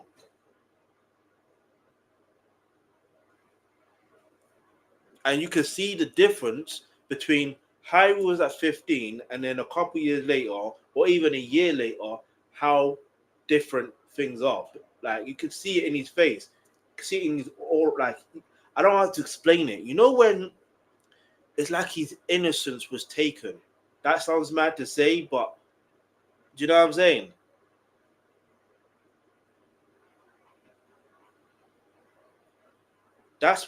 And I don't know what went down because we don't know unless Justin Bieber wants to disclose it or not. And again, if he does disclose it, that opens up wounds. That opens up more trauma. He has to relive that. And the fact that he is he's a popular figure. When you deep it, he's a very popular figure. So if he has to relive that and the public got to know that information, you don't know how that could drive him crazy. And people may look at him and be like, oh, he looks skinny, blah, blah, blah. He looks like he's on drugs, blah, blah, blah. Well, what do you expect? Do you know what I mean? So just let him be a father. Let him, if he wants to continue doing music, let him continue doing music. Do you know what I mean? Let him be a husband. You know, like, get me? Other than that, it's mad when you deep everything. It's mad. It's mad. Like, you don't know what someone genuinely goes through, and until you know what they go and not even until you know what they go through, it's like you don't know how one reacts to certain situations, because how you would react could be completely different. So you have to bear that in mind. let people react the way that they're going to react, and through the situation that they unfortunately went through or didn't go through, or whatever the case. I don't know, but clearly there's something that looked like that happened between, you know what I'm saying? So I don't know, something happened between Harsha and, but the fact that clip as well, where you see with Kevin Hart before, that was a very telling clip. What do you mean used to wake up to, they used to wake up together fighting over cereal? Huh? But he would never put his own kids in that environment. After Diddy's 2024 arrest, fans noticed something else. Usher allegedly deleted his entire Twitter account. Every post was gone. People wondered, was he distancing himself, scrubbing evidence, or just tired of being asked questions about Diddy? Netflix barely touched this. Maybe a quick flag. Allegedly, his account got hacked. So you can take that as for what you want to take it for. I don't know. Of old footage, a throwaway mention at best. Nothing that actually dug into what happened during that year. And that's the problem. Because when you look at Usher, then Justin Bieber, and all the other young stars who crossed paths with Diddy, a pattern starts to appear. One that the documentary chose to ignore. Usher's story shows it clearly. A kid, too young, thrown into an adult world with access to things he shouldn't have had. And Netflix left that story on the cutting room floor. Now let's talk about one of the more unusual. Finally, Diddy's adopted daughter. Where is she? You know them ways there. Where is she?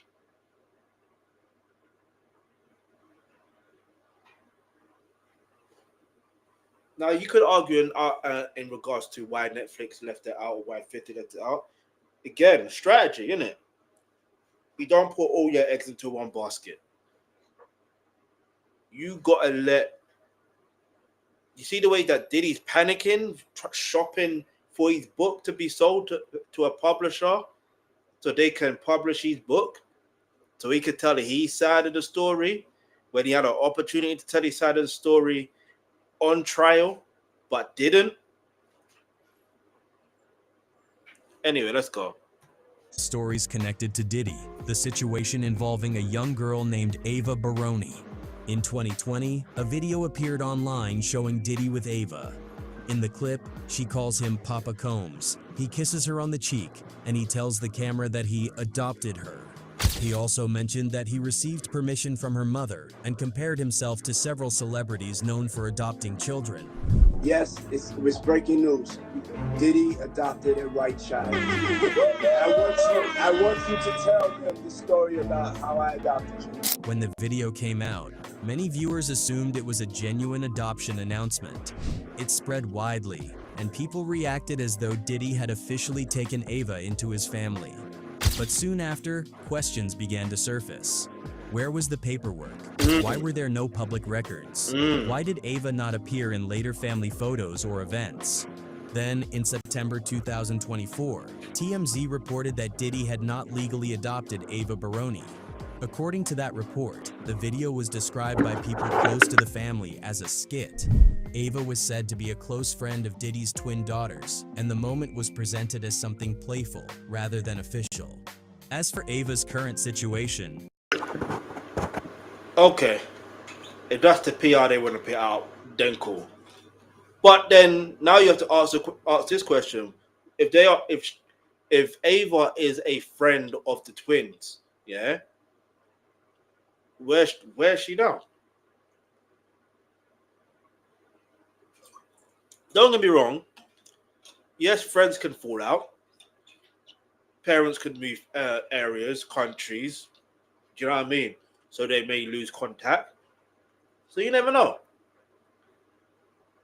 But again, TMZ and their reporting, you never know. Do you know what I mean? I'll listen. Ava Baroni, wherever she is, you know, is what it is. Not is what it is, but yeah, it's a bit eerie when you think about these type of situations. Because first of all, why are you kissing another child's cheek? Why are you kissing them on the cheek like that? That ain't your child.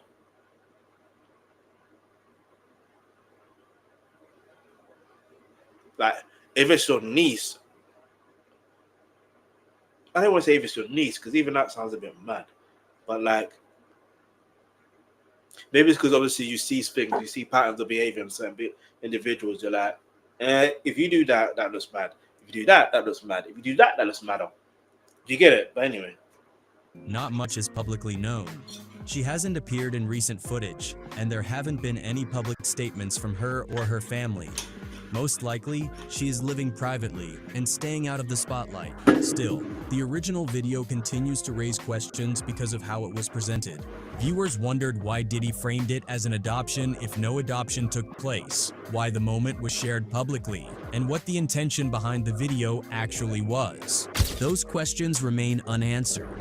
And this entire situation, the announcement, the misunderstanding, and the later clarification is not addressed in the Netflix documentary.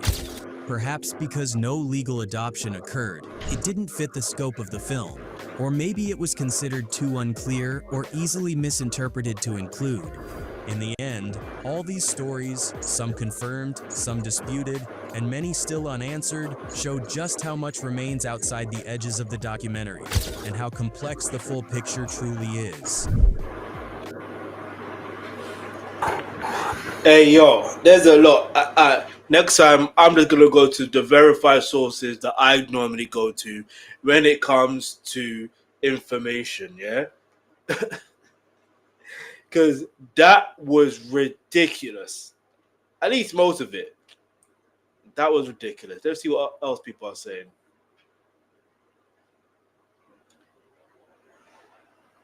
Gene Doe, no, I believe Gene Doe didn't make the doc because he wanted to get payment for it. There you go. I'm not defending none of them because all who does this needs to be jailed, but make it make sense. Why the F someone parent would allow the kid to go to an art spy at 13 years old and ground growth plus Busby was busted as false claims for shakedowns. Coming up in the 90s, watching Bad Boy Records do their thing. You know MTV, Diddy was all over the industry. I had all the CDs, but you know, this comes with a last start. This is before Diddy with the Rocks to Hollywood. The industry is no happily ever after story from drug money, rock and roll, a story that outdates the industry itself. It's just the same story, different genre. Unfortunately, everyone is in it. You can't, not everyone, man, relax. Gene was in a documentary because of, all right, cool. This is what I'm looking for. The book, all right. Anyway, exactly. It's not 50's documentary. That's the other thing. It's not Diddy's documentary. Yes, he's one of the executive producers, but anyway, let's just get into the last thing we're going to get into just for a small portion. All right. But yeah, let me know what let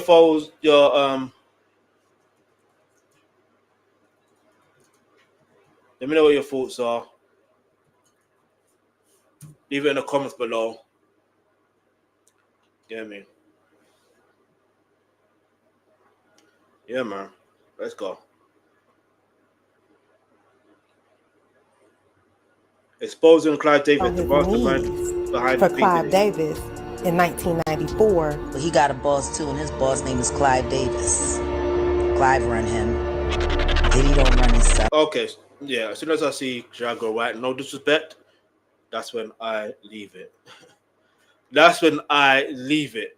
You know them ways there. I leave it. But anyway, let me know your thoughts in the comments below. Make sure you hit the subscribe button, turn on your post notifications and all that stuff there. Got more content coming on the way. But yeah. I appreciate every one of you for watching.